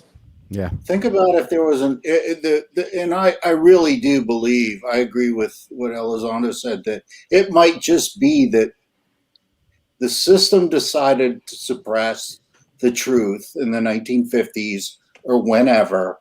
And it's very hard to come off of that. Once you've started to do it, like let's say you have an entire department or a large office in government that has been intentionally misleading, everyone. It's very difficult to get there. I mean, it's very difficult to come off of that. And that might be what the real root is that we're dealing with now. Not that people think that it's not a good idea, but it's just too difficult to do. And for bureaucrats, that's a legitimate answer. Right. Almost like the tobacco industry, right? The tobacco industry for years was suppressing this sort of information. And eventually, they just got backed into a corner so far that they couldn't hold on anymore. And I think maybe we're at that stage now when it comes to this topic and the government. It could be that simple. One of the things that Marco Rubio said in his 60 Minutes piece that I may have talked about on here before, but he said that there are a lot of members of Congress that are really interested in this subject, but we haven't heard from them yet. So I just keep wanting and waiting for them to come forward at all, and like what's going to be the catalyst there for all of these people to show up finally. Mm-hmm. That's a great point. Real quick, I just wanted to make sure, because everybody, we have people coming and going. So I want to make sure everybody who's here on this panel, folks in the chat, folks watching, know who you are. So I just wanted to quickly reintroduce Kevin Childress, who's on the bottom left. He's ex-DOE. We've got Carl Vibe from the Carl Vibe Show. We've got Alec Sears, who is a writer for the Daily Caller on UAP and political news. We've got Vinny, who is a podcaster, pro-disclosure, focused on UAP, and Graeme Rendall, who is I believe they called you in the paper the other day, an Air Force, or what was it exactly? Aviation expert. An aviation expert. Graeme Rendall is an aviation expert. Mm-hmm. Apparently so. I'm an author and a researcher. I wouldn't go any further than that. Occasionally a bit of a talking head. Hey man, take whatever you can get. I think you're can we call you an armchair aviation expert? Yeah, okay. Like I feel like you know more about aviation than the average Joe. Yeah, well, they always inflate people, don't they? They like to build you up and knock you down. So, there will be no knocking down of you here on this channel, Graeme Rendall. Yeah, guys, I actually need to run. I appreciate the time on here and the great conversation as always. It's really awesome to join you guys, but I've got a full evening ahead of me, and I just thought I'd pop in for a little bit and share my mind. Dude, well, thanks, brother. Your Bye, Carl. Awesome today. Thank you so much, guys. We'll see you send next people time. to your channel. Send people to your channel. Just go to Carl Vibe on Instagram, over on the YouTube channel. I just interviewed Augustus Britton over there for a good hour about meditation, consciousness, and the future of technology and integrating with all of that. It was really fascinating. And Michael from the Singularity Lab popped in there. It was a really good show. So I'd appreciate it if everybody went and checked it out. Thank you. Awesome. Thanks, Carl. Later, Carl. Thanks, brother.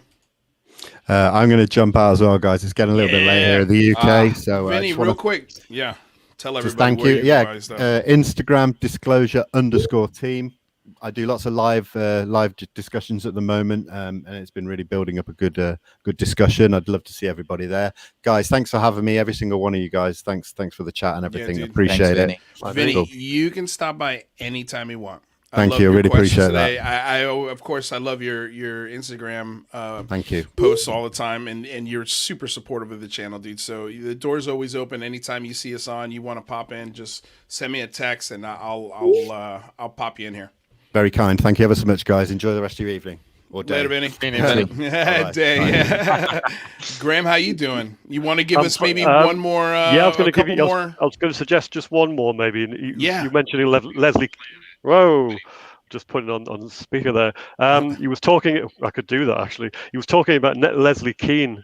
So one of the things he mentioned about her was about the big lie she was telling, and he said that she's also somebody who has pivoted towards getting the money and the attention and the mainstream coverage by basically telling a lie that A, we don't know what these are.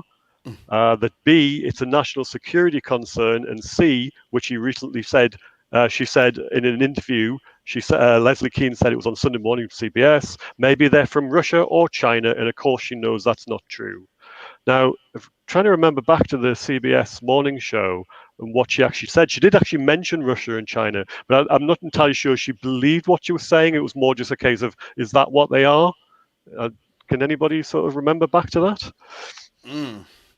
No, I can't. I mean, he did say. I thought he said something even along the lines too, in regards to Leslie Kean, that that she was actually part of his team at one point. Like she did, yeah, he did, yeah. He mentioned that just before that bit, because he said about she was one of Elizondo and Christopher Mellon's acolytes. That's how he described her.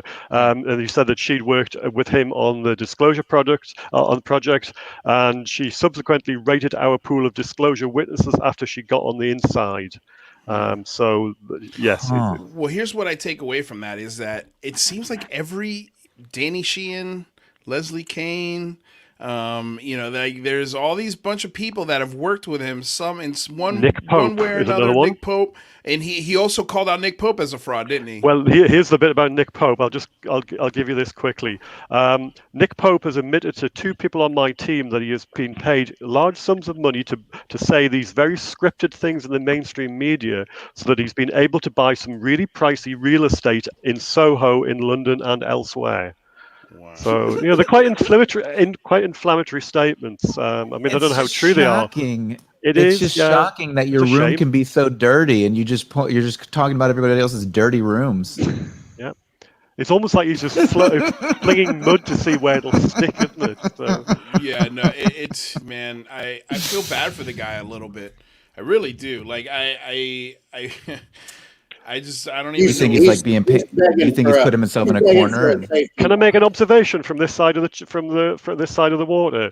Yeah. President Trump has been sort of banned from social media, hasn't he? So he doesn't get a voice anymore, and he's resorted to going through third-party accounts and proxy. He's got a blog.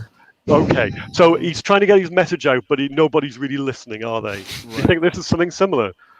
That it's somebody who was relevant. He was on the news all the time in UFO, and now he's not part of that anymore. And he's desperately trying to scrabble around with some kind of to get some leverage exposure sort of thing. That's a really interesting point, Graeme. I found it interesting because he has, I think, something like 300,000 followers on his YouTube channel, and like he had maybe 2,000 people watching live, and I was one of them. Like I was like, this is the ratio of subscribers to actual engaged viewers was surprising to me.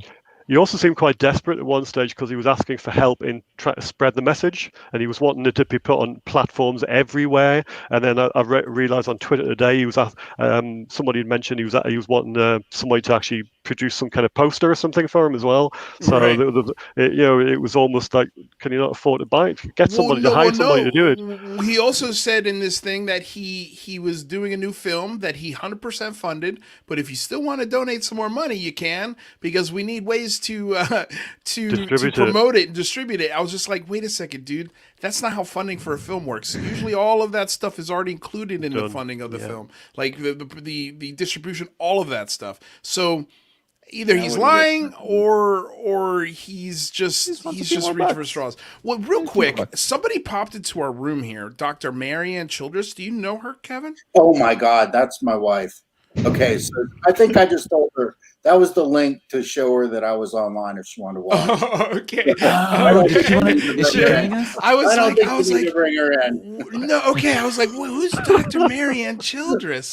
And I'm looking online. I'm like, well, gosh, Kevin's got to know her. No, that's cool. Okay, so you were trying to send her. I'm a proponent of bringing your wife into the podcast. Her in. Yeah, I want to bring her in. I mean, yeah. Oh man. What do you think, Kevin? Everything I did wrong today, so no, it's good. I'm waiting for her to walk in your room and smack you upside the head. But I'm gonna have to find another place to sleep tonight. Oh no! She popped out.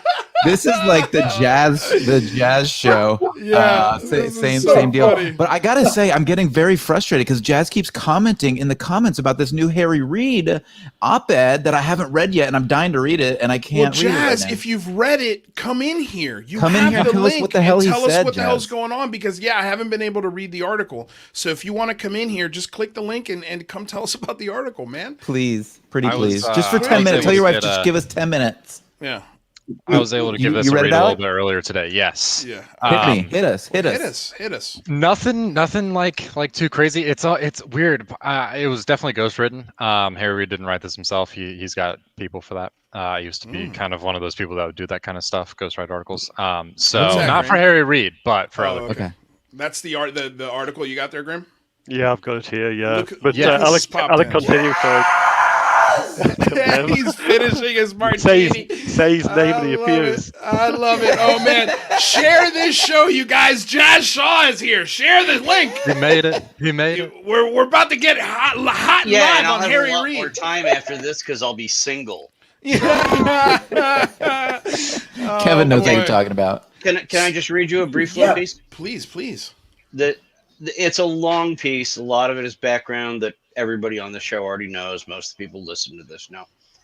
But Harry Reid gets down to the end and he writes, I believe that there is information uncovered by the government's covert investigations into unidentified aerial phenomena that can be disclosed to the public without harming our national security. I'm going to circle back to that. But that's one of the biggest things we've been arguing about.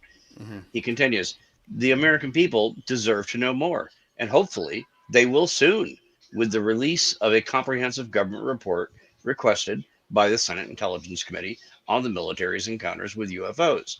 The report is due in June, though it may be delayed. So now we just heard that from Harry Reid.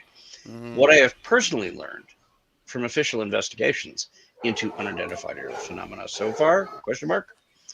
The truth, disappointing as it may be, is that there's still a great deal we don't understand. It's unclear whether the UFOs we have encountered could have been built by foreign adversaries, whether our pilots' visual perception during some encounters was somehow distorted, or whether we truly have credible evidence of extraterrestrial visitation. There may be other, as yet unknown explanations for some of these strange sightings, but regardless, I believe it's crucial to lead with the science when studying UFOs. Focusing on little green men or conspiracy theories won't get us far. Of course, whatever the science tells us, some portion of the public will continue to believe in the reality of otherworldly UFOs as a matter of faith.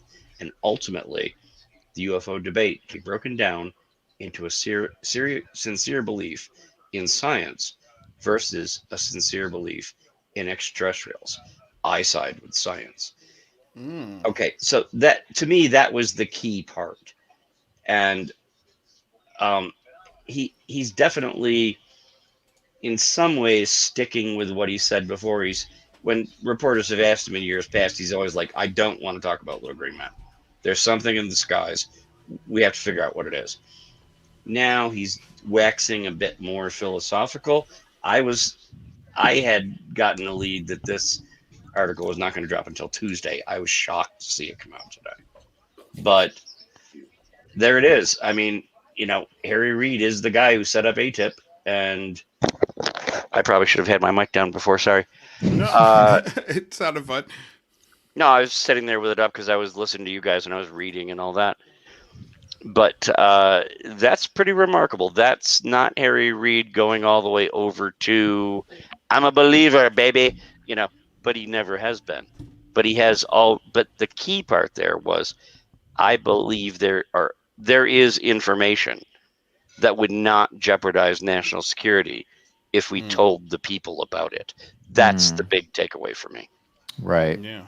Interesting. Well, Alec had proposed that it's a pretty long piece, so he was thinking maybe it was a ghostwriter. I think everything that Harry Reid publishes, and most of the politicians who hold elected office, even ones that are considerably younger, they have people that work with them on their op-eds. Back in the day, about 20 years ago, I had a job like that where I ghost wrote or submitted a first draft to a politician that got put out to the press. They all do that. But he has the final approval. Yeah. Either because he's going to be questioned about it. Anything he puts out, he'll be questioned. Really? Is that what you meant? You really think that dogs are telekinetic? Somebody's going to ask. So I don't think there's anything in there that if Harry Reid didn't write those words line for line, he approved them. And this was the New York Times he released this article in? Yes. That's interesting because that kind of tells me maybe they've made up a little bit. My wife wants to know if she should yell my name for everybody so they can hear it on the So they can hear it on the mic before she divorces me. Actually, after I said I wasn't going to do a show today. Tell her the answer to that question is never ask again, and always the answer is yes. Yeah, she's not watching for a change because she actually just walked out and set dinner down in front of me. Ooh. And she said, I don't mind you doing the show, but now your dinner is going to get cold.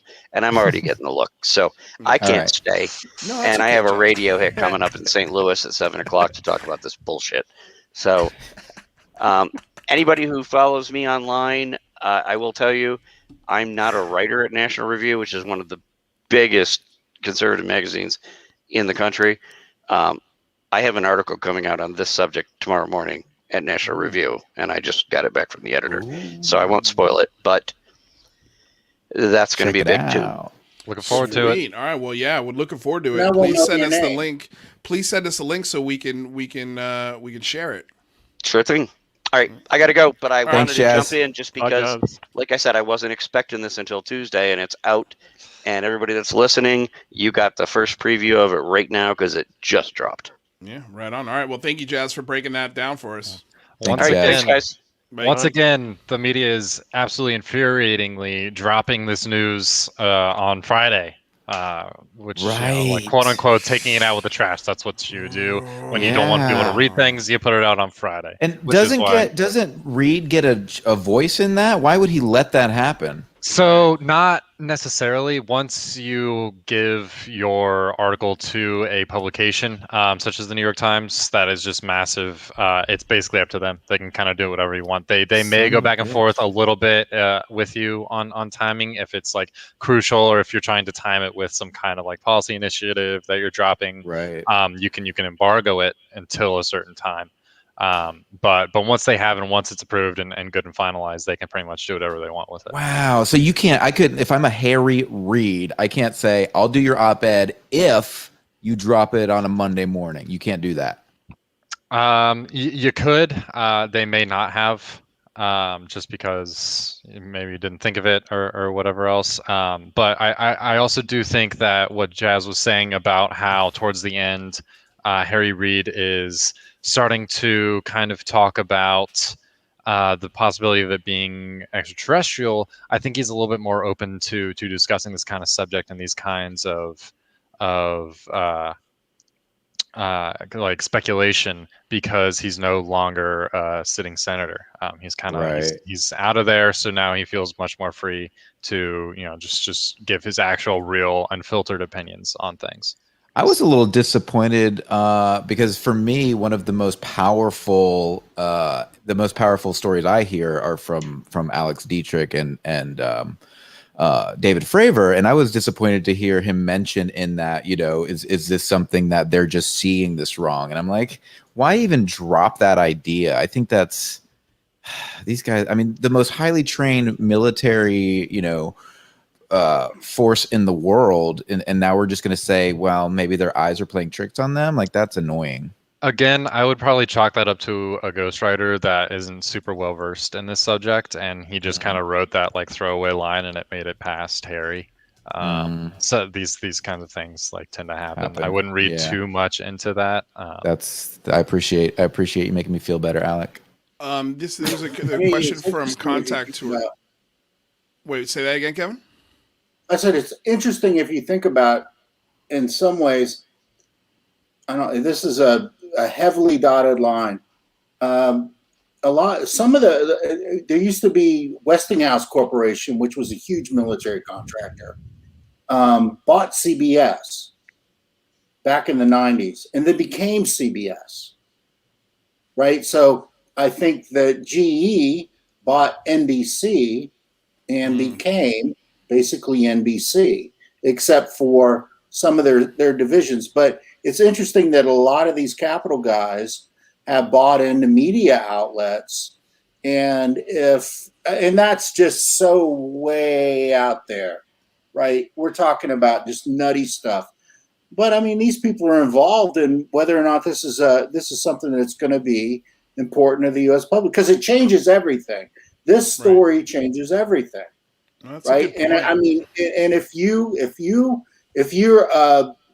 someone who leads in a certain area of institutional or industrial areas, this information that we're talking about basically can wipe you out or make you great, right? So it's an existential threat in some ways to the entire financial structure and industrial structure we already have. Such a great point. Right? Yeah. So what potentially could be the incentive for these folks, or this people who, a lot of the big companies and everything, to come out with this, because it could change everything. It basically could it could make people question the entire societal structures and control. I mean, that's why they say we worry about what happened when Columbus introduced himself to the Central America, right? It wasn't good for the Central Americans, right? Or superior culture came along. So maybe, I don't think it's unhelpful to think of things in that light. I agree with you. And I think it's interesting because we all the time, people say, well, what would it hurt? And I'm kind of an optimist. So I'm like, you know what? I think people will deal with it and they can handle it. And then, we'll get some great technology out of it. But to your point, it's not about us freaking out. It's about the corporations losing control, losing money, really. I mean, at the end of the day, if we have this technology and they don't have a patent on it and somebody else has a patent on it, and we're talking free energy, we're talking anti-gravity, like everything goes out of business tomorrow. Right. Well, those green guys show up and they say, hey, it's immoral in our culture to charge interest or something, right? I mean, oh my God. What does that do? What does that do? I mean, geez. That's just, the world's over for a lot of the most powerful people on the planet. They've lost their stock in trade and their hook on everything. So I don't, exactly. What do you got, Graeme? Yeah, I'm going to bail in a minute, but I just want to leave you with a parting shot. Please do. Jazz was mentioning the National Review earlier. Yeah. So today, or I think it was today, there was an article by a chap called Andrew Follett, I believe his name was, and it was called "Calm Down, Everyone. The UFOs Aren't Aliens." So there was a bit of a to and from on Twitter with him, and I got involved at some stage because I didn't sort of necessarily agree with what he was suggesting. And at one point, he suggested that the 47-foot long Tic Tac was actually an airliner. Wow. Okay. This is the quote. The one that is claimed. It was a blue. It was jet blue. The one that is claimed to have made the maneuver you described is the Nimitz incident. I think that one was probably an airliner, he said. And so that was it. I replied along the lines of an airliner without wings or visible propulsion systems. That airliner.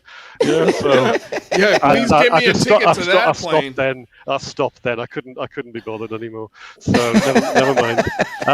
Guys, it's been a blast. Thank you. It's a pleasure, Graeme. Thank you. Graeme, I always love when you're here. Just give me a look on at Border 750. That's my Twitter handle, and have a good night, everybody. Or good if you have any wherever you are. questions about aviation or need some expertise in the matter, we've got an aviation expert. I would say, or Foo Fighters, if you want to talk to them about Foo Fighters, I can deal with. Yeah, Foo Fighters, you can do. Not Dave Grohl's band, but the proper Foo Fighters. Yeah, I can deal with them. Okay. All right, Graeme. Good night, everybody. Thanks, Graeme. Good night. My oh my. Oh boy, I'm gonna have to leave here pretty soon too. But your wife in the chat was like, pass.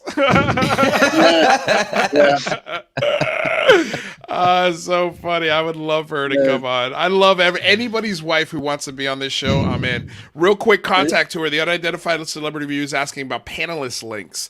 So I noticed that I didn't have Alec's link in the description below. I just put that in there. If you refresh your screen, you'll find that. I also included his Twitter handle in the live chat. So I think that's the only person whose link I don't have. If I'm missing anybody else, let me know. I'll find it for you and I'll pop it in there. But you were saying, Kevin? That was it. I mean, I'm ready to go. All right. I'm glad. I'm very happy to have been here today. I am nobody in all this stuff. I just, like a lot of people, had an experience that sucked me into this. And it wasn't necessarily positive in my life, right? But it's been positive in my head. And I'm so grateful to have a group of people to speak with and kind of, share my experience in government and what it can mean to figuring out how to look at this particular topic, because it's an existential topic. Yeah. And everybody needs to see it that way. How do you get there? I don't know. Yeah. Well, Kevin, I'm glad that you found us too, man. We are so happy you're here. We're so happy that this could be a place for you to discuss these things without feeling like you got nobody to talk to them about with. So that's great, man. No, seriously, we love it. And anytime your lady would like to come on the show and tell us how wonderful you are, we're open ears. Yeah. Okay. Nothing but good to say. She'll have nothing good to say. Just like I have nothing but good to say about her. I love her very much. There you go. And for that, I'm gonna go. Dr. Is it Marianne Childress? Yes. Yes. Well, thank you, Dr. Marianne Childress. You're a sweetheart. And thank you for sharing. Thank you for sharing Kevin with us. Yeah, we do appreciate that. We do appreciate it. All right. See, hopefully that'll win you some brownie points, and you have a good dinner. All right. Later, Thanks, buddy. Kevin. Bye, Kevin. Later. Look who popped in the chat, you guys. Look who's in here right now. Wait till you see this maniac. Hey. Jesus Christ, dude. Look at this maniac. UFO Dad in the house. UFO Alec, I Dad think this in is the house. I think this is the first time you've met UFO Dad, isn't it? Yes, it is. Yes, it is. So, God damn it. We really, really have got to find some new sounds for that little keyboard you got. I think that was great for UFO Dad. Dad, what are you doing here? What's going on? Why'd you No, pop nothing. in? I was kind of hoping to ask Kevin a question, but he just Damn it. Well, Yeah. Kevin's going to be on more, Pop. So what was the question? Is Jazz coming back or? No, Jazz is not coming back. Okay, Jazz so is he's on dinner duty. Yeah. You know, Both the guys got caught. UFO Dad is so disappointed that all he found Yeah. was us. Yeah. And by the way, one of us is his actual son. So like that to me is the funniest part, is that I'm disappointing him. No, you're not disappointing me at all. What were the Quite the questions you had? opposite. Huh? What were the Well, questions you know, had? the other day, I think it was yesterday's podcast that you were on. Yeah. You mentioned The Abyss, Mm. the movie. Okay. We all know that's a sci-fi flick. Yeah. But there is some stuff in there that is really factual. Yeah. And it's not in, when you see it, it's not in that fashion when they go underwater and they breathe the liquid. Yeah. Okay, that's a thing. Yeah. And it is something that is used. Michael hasn't seen the movie, Dad. So when you say Oh, this part, sorry. he doesn't know what the Sorry. hell you're talking about. Oh, yeah, So, yeah. well, I got You it. weren't worried about him spoiling it for me? No. I want you to understand what's happening. Yeah, so yeah. there's this scene in the film where they have to go to the abyss, the bottom of this like Mariana kind of trench, where it's the deepest part of the ocean ever. Right. But the only way they could go down there is with a decompressed suit of some kind. So Correct. he gets into this suit that fills up with a water that he can breathe. Okay. So, Got it. but it's a cool scene because I think they actually do it in the film, and so your lungs, it's going against all human nature to fill your lungs with this water and then start breathing it. But it's a cool scene, and it's an actual thing. Like, this is a real, I don't know, is it a technology, Dad? Well, or is it... that's what I'm trying to find out, if that is something that they've been messing with. It's not water. It's it's a perfluorocarbon that they use to do that. Okay, and we use that. There is such a thing as liquid ventilation. You know, it's not obviously for COVID, but it is used in specific types of lung trauma, where instead of ventilating somebody with air, you're ventilating them with liquid. All right, and we can breathe liquid. Okay.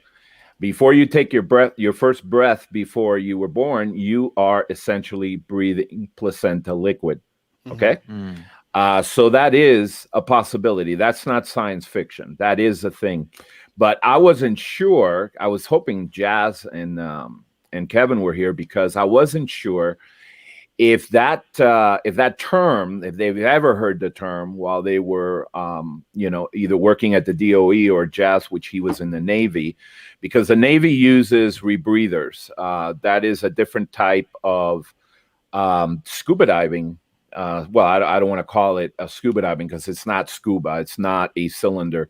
They're not breathing compressed. They're basically what they're doing is they're rebreathing their own exhalation, and it goes through a scrubber that scrubs out the CO2, and it adds oxygen to when they're breathing to their breaths. So I was just curious if they had ever heard that term, because we were looking at the new video, the one where the thing splashes down, right?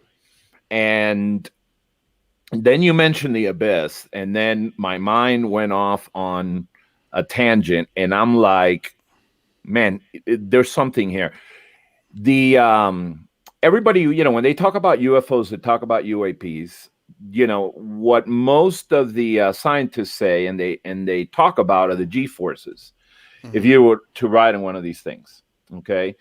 And I don't know if you know this or not, but water can help. As you're saying it, it actually made me think of so you're thinking that this Tic Tac might be filled with fluid. I am thinking that this Tic Tac is filled with fluid, and that they are actually breathing liquid in there. I don't know what the fluid would be. I mean, it could be perfluorocarbons completely filled with that, but it could also be that they're full of a fluid, and then they're wearing a mask where they're breathing the actual liquid itself. So that came through my mind, and I'm going, man, that is an interesting hypothesis, but I wasn't sure if that topic of perfluorocarbons has come up in in either the Navy or the DOE, because if it has, then it'd be worth trying to find out in what concept they were using Jazz is that listening. word, because that would be the FOIA request word. Okay, I want to know everything that Jazz you have is listening. with Jazz the word is listening. perfluorocarbon in there. Okay? He said, as a certified scuba diver, I don't think I'm signing up for this program. Well, you know how I am about this topic. I am fascinated with the UAP thing, and my thing is, how the hell do they propel this thing? How do they do it? That is the number one area of interest for me, is how they fly. Okay, right. The whole physics of it. Well, if it is in fact flying, Pop. Right. Well, I mean, it may not be flying for them. No, but to us, they're flying. Right. They're moving, and they're moving pretty quick. So that whole thing is just fascinating to me. In my mind, when I think about this topic, I'm hoping for aliens, and I'm hoping to hook a ride and go on a booze cruise to all the Star Wars bars. You know what I'm saying? That's what I'm thinking in my mind. Shit, I want to travel all this stuff and do. If that doesn't happen, I still want to hang out with UFO Dad in some cool bars. So either way, we got to do that. We got to make that happen. That's a definite. Mike, what part of the country are you in? I'm in Orlando. Oh, you're in the home of humidity. You must be dying over there right now. We have air conditioning here in Florida. That is a must-have. I rarely leave the house, so I'm all right. Yeah, we're looking at putting solar here for I just to got go off solar, the grid. actually. And the guy was asking me, because our electric here is not that bad. And, in Florida, it was $450 a month I paid for electric, because the AC was on 24/7 all the time. Yeah, bro. And the guy almost flipped out. Sometimes. He said, did you run your air conditioner in December? I said, yeah, in December too. I don't remember too many times that I shut it off. Last time that I recall, that was right after Wilma, because we had kind of like a cooler weather. You remember, Lewis? Yeah. That the weather kind of cooled down. And I said, wow, this is a great time to aerate the house. So we opened this huge ass windows that we had and finally got some air through the house. and then had to shut them up again 2 days later because the humidity came back. You know how that is. It sucks. It's crazy stuff. And here, I use the AC maybe a week out of the year. All right, Dad, well, we just lost 40 subscribers talking about air conditioning. But Jazz Shaw says, seriously, I've used rebreathers, but nobody's ever asked me to breathe liquid into my lungs. Jazz, did you ever hear of the term perfluorocarbon? Perfluorocarbon. Let's wait and see if he has. But he also said... Wait, hold on. Sorry. He also said the Tic Tacs are full of salt water and a dolphin wearing a telekinesis helmet. I like what Kenneth is saying over here about cephalopods, because I would argue that cephalopods may be the most intelligent creature in the. I know we're gonna have a shakedown now, we're gonna have a face off with Jazz next time I see him. Alec, what do you got? I was just gonna say that on the perfluorocarbon front, there was actually a movie in 2000 called Mission to Mars, and at the end of it, one of the actors or the characters in the movie, they get invited onto an alien spaceship, and before takeoff, the entire craft fills with breathable liquid.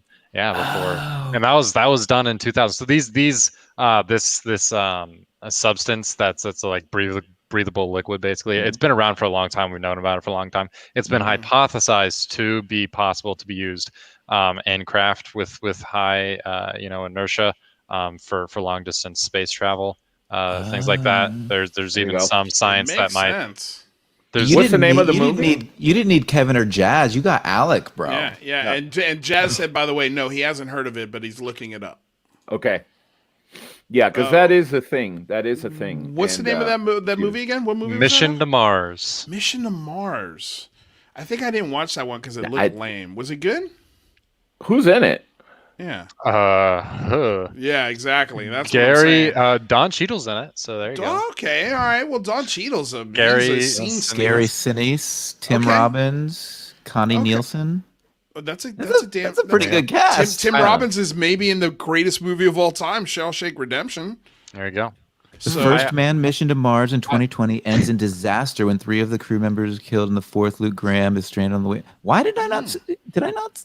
Yeah, how did I not see this? But 2000. I thought it said 2020. Okay. Well, the movie takes place in 2020. Which I think is funny because we last year we're definitely not. The 2020 was definitely not the year we went to Mars. That is for sure.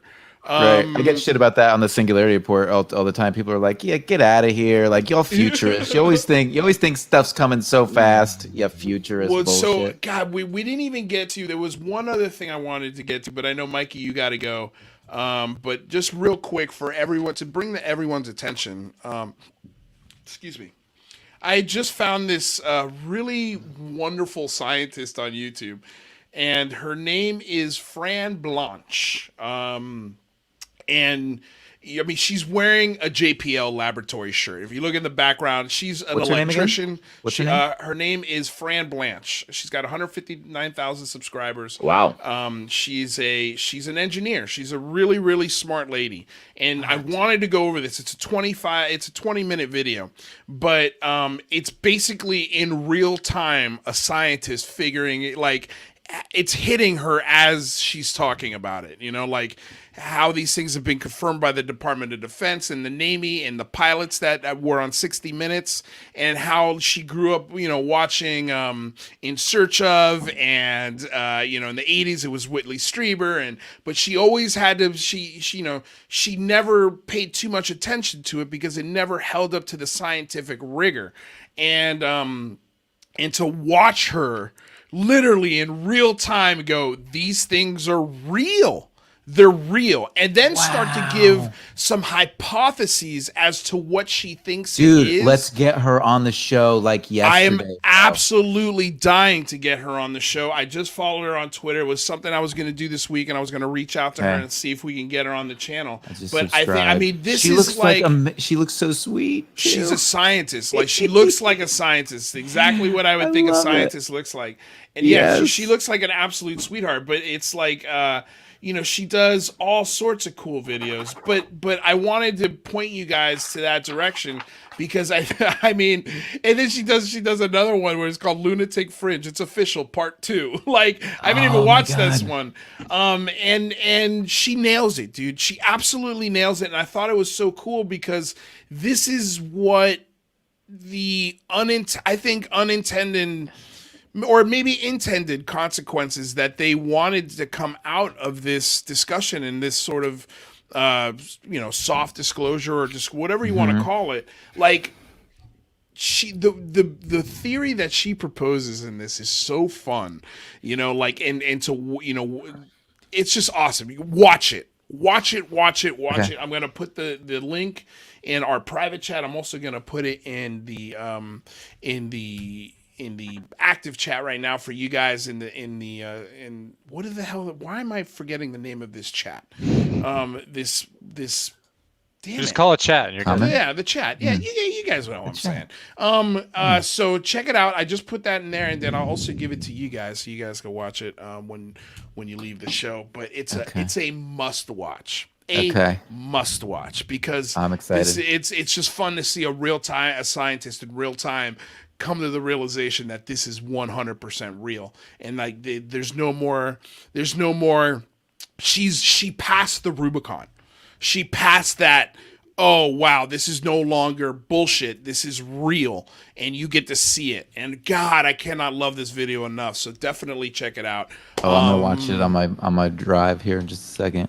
We're I guess coming to the end of the show. If you guys, Mikey, you got to go, right? Because you said you had 2 hours. You got like a dinner or something. We're already running 9 minutes over. All right. Well, Alec, before you go, I put your Twitter handle in the description below, and then you can find all of Alec's work through that. Is Graham's down there too? Graham's. Somebody was asking for Graham's. It should be down there. Okay. Yes, it is there. It is there. It's cool. It's everyone who comes on this show, you guys. All of their links are in the description below. I don't think I've got Kevin Childress in there. I could add him right now. Yeah, Alec's there. Yeah, I got Alec there, and I got and UFO Dad's in there. So yeah, so definitely check out all the folks that contribute to the show because they all do amazing work on their individual channels, podcasts, articles, everything. I mean, everyone's just really kick ass. I think Alec needs to update his Twitter description because it says not a public figure, and yeah, I'm gonna pretty sure you're a public figure now. I'm sure. Yeah. You got a tie. You're wearing a tie. You're wearing a tie too. Yeah, but I'm a public figure. All right. So what do you got? It's more of kind of a joke because there's a lot of people who think very highly of themselves in the political realm when they're like kind of like nobody really. Yeah. And so I'm making fun of them by calling myself not a public figure. And you fit right in here. You fit right in here, Alec, because that is our modus operandum. Ooh, yeah, it really is. Yeah. It's almost like our mission statement. All right, so Dad, before we end the show, where can everybody find... you want me to do the exit? Okay. Yeah, please, Pop, do the thing you rehearsed. It's never rehearsed. No, okay.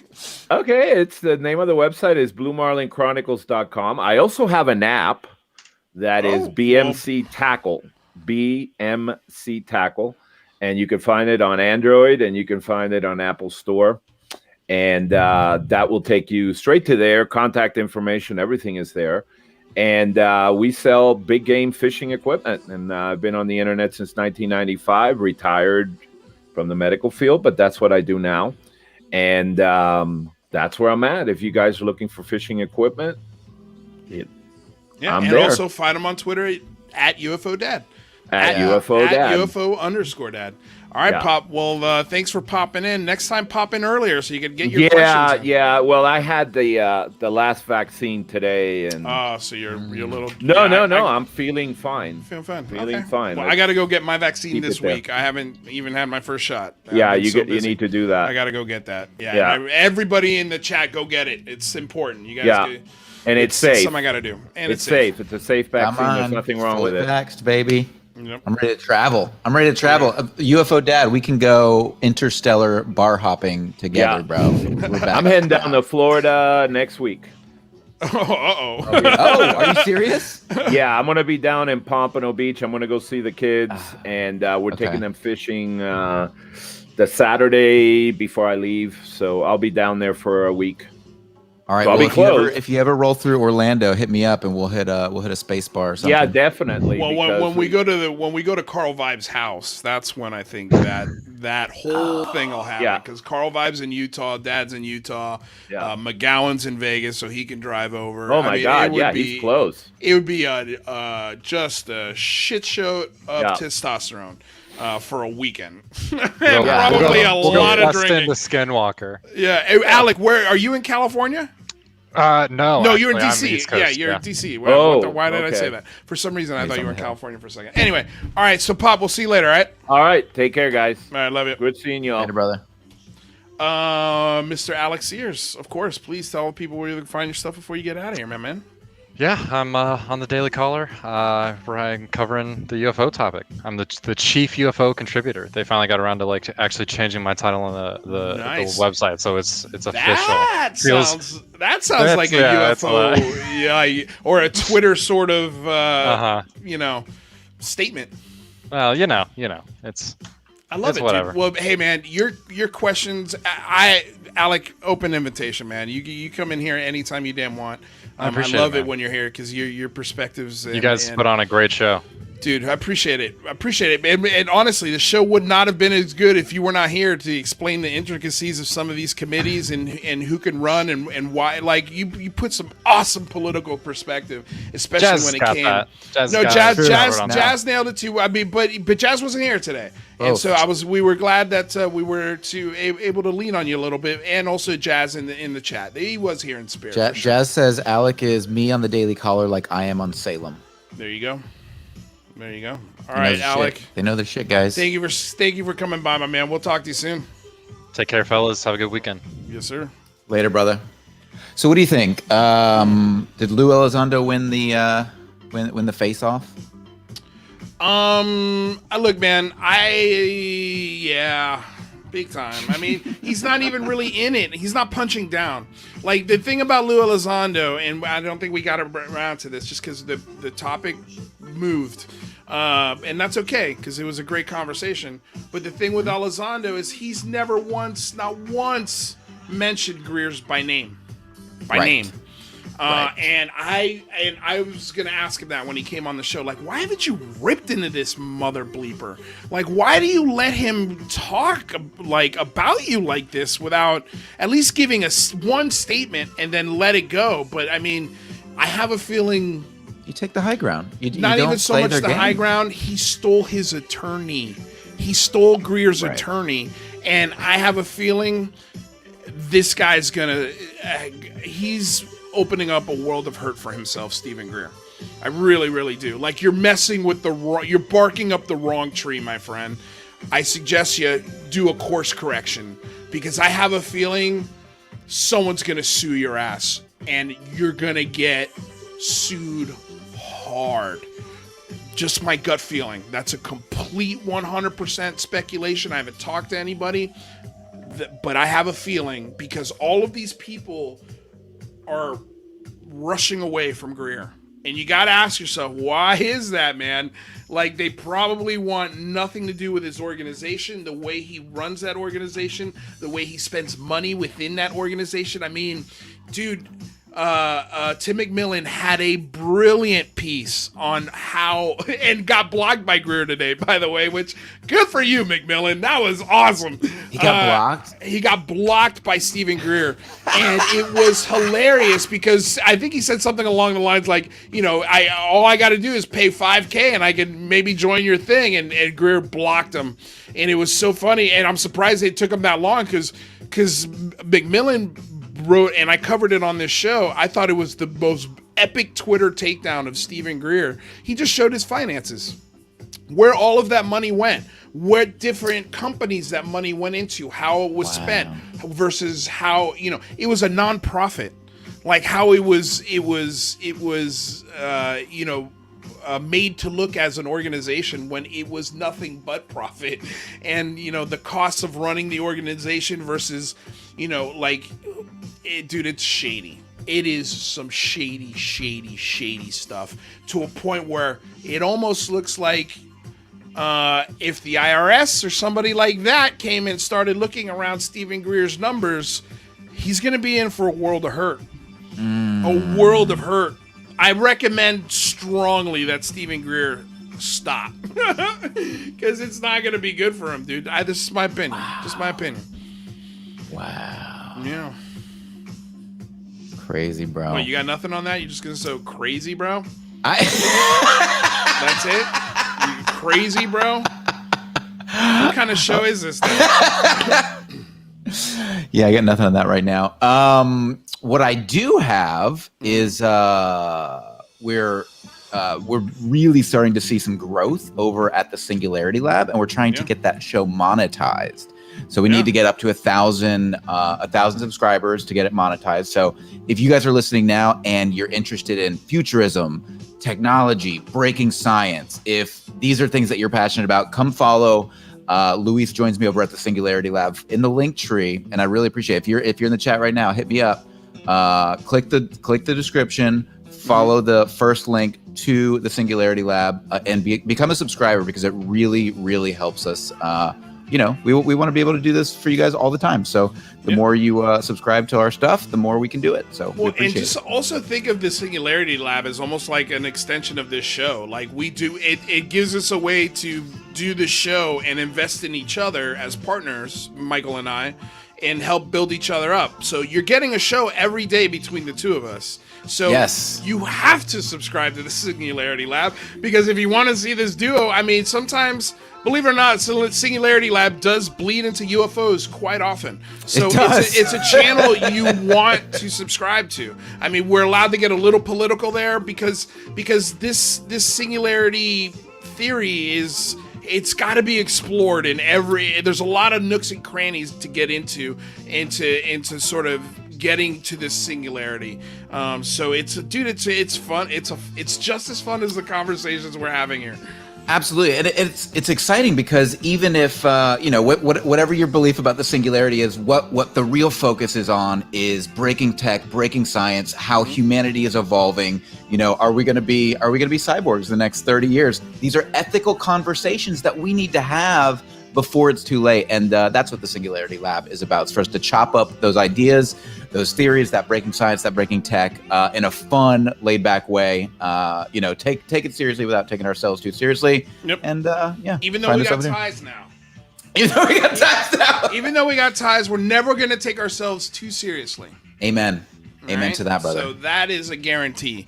That is a guarantee. You can take that to the bank. Yep, indeed. All right, Mikey. Well, is there anything else you want to tell the people before you get out of here?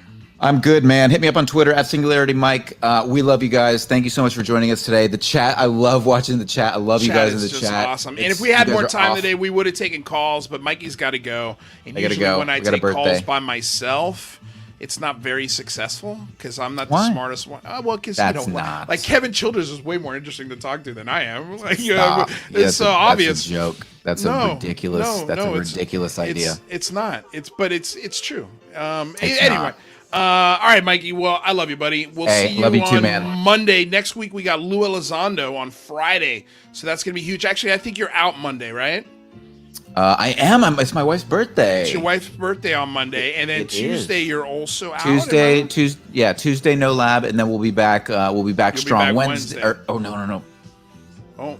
It won't be back Wednesday. We got the soccer game on Wednesday. So Yeah, Thursday, that's Friday, right. we'll be back full force. You'll be back Thursday. You'll be back Thursday and Friday. I'll be here Monday, and Wednesday. Thursday, Friday. Yes. Monday, Wednesday, Thursday, Friday. I'll be 100%. Here. So I'll be doing this show, and who knows if I got time. I doubt it, though. Yeah, I doubt it. But if I got time, I may squeeze in on a show on Tuesday, just because Michael will be gone. And then we've got our Skinwalker review on Wednesday, which we're gonna have the usual crew except for Mikey, and then I don't know what we're gonna be talking about on Monday. We'll see. But we're gonna have a guest host. Ooh. Yeah, I'm gonna find a guest host for the whole show. I love it. I haven't decided who it's gonna be yet. Maybe Well, I don't want to say because I don't want to like make people jelly, upset anybody or anything like that. Because everybody's loved there. I love everyone here, but I'll find somebody that's that. Yeah, I think it's just gonna be because I think he's so cute. That's a clue. Rather. Oh, god damn it, Michael! No, it's not. That's who would it rather be? You already screwed it up, Michael. God damn it, man! Who would you rather have? Who would you rather have? Who would you rather have? All right, you screwed it up. Not everybody knows who you'd rather have. All right, stop. We'll see you next week, dude. No, we'll see you Thursday. We'll see Mikey Thursday. You guys will see me on Monday. I'm gonna let the music play out. I'll do the outro for the show. And I'll see you tomorrow because we are chopping up some new formats, some new ideas, new benchmarks for the shows because we're going all out with these shows, you guys. Like we are all in. We're going all out. Producers, people who help us produce content. It's going to be. We're looking for volunteers for the show. A sharp, well-oiled, very well-run operation. UAP and breaking technology channel. It's coming. Yeah, it's like a network. Like we're building a network. We're building a network. We're building a network. Cat's out of the bag. UCR network. We're network now. We're working our asses off to make sure that you guys can be on the show, participate. The guests are all in line. All of those things that we need to get in line so we don't miss anybody, and we make sure. Yeah, there's so much on my plate that I know I've told people, come on the show, and I've just completely forgot to hit them back. So we got to sit down, go through that stuff. We got there's so many plans, you guys, so many plans. So ring the bell, subscribe, like the channel, share this video if you enjoyed today's content. Check out the links down below. Of course, they've got my Patreon, so you could support through there. Again, I think it's the coolest Patreon on the planet. Check it out for yourself. Tell me if you agree or disagree. Show is brought to you by BlueMarlinChronicles.com, purveyors of the world's finest fishing tackle since 1995. You just got 2 commercials, Dad, so I think we're going to have to make up for that somehow. And I think maybe a camera, maybe a camera, a new laptop. I mean, there's a lot of things we could do.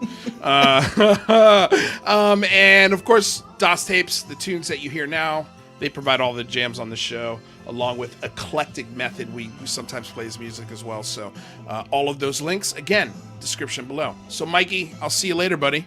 Love you, bro. Thanks, man. Love you too, man. Talk to you soon. Peace, y'all.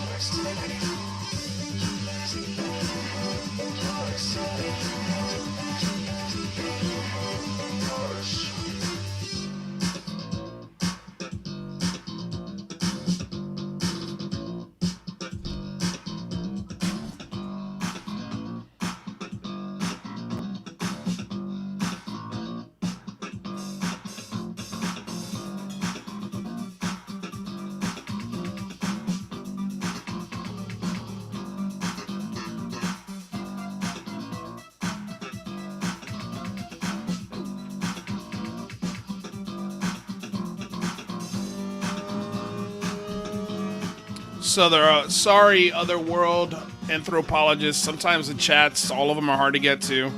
It's not that I'm ignoring them. Sometimes I just don't see them. So just FYI, chats come through often. I'm producing the show, so they're going to be missed. Sometimes the best way to do it, just put like a $1.99 dono or as small as you can, so that if it's a question you really, really, really want answered, it will guarantee to be read that way. But just so you know, it's nothing I'm doing on purpose, or it's just a lot of stuff is happening when we do the show. But I definitely appreciate it. I'll go through the comments that you laid out. I got to go through the whole show and do a replay of the comments so I can see what you wrote. But I appreciate the info. Seriously, we love it.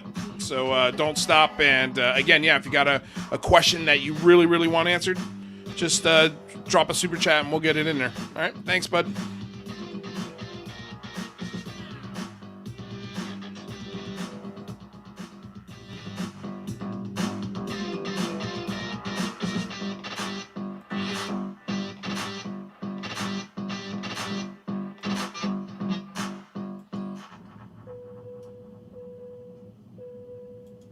Try all caps. Sometimes I'll see it in all caps too.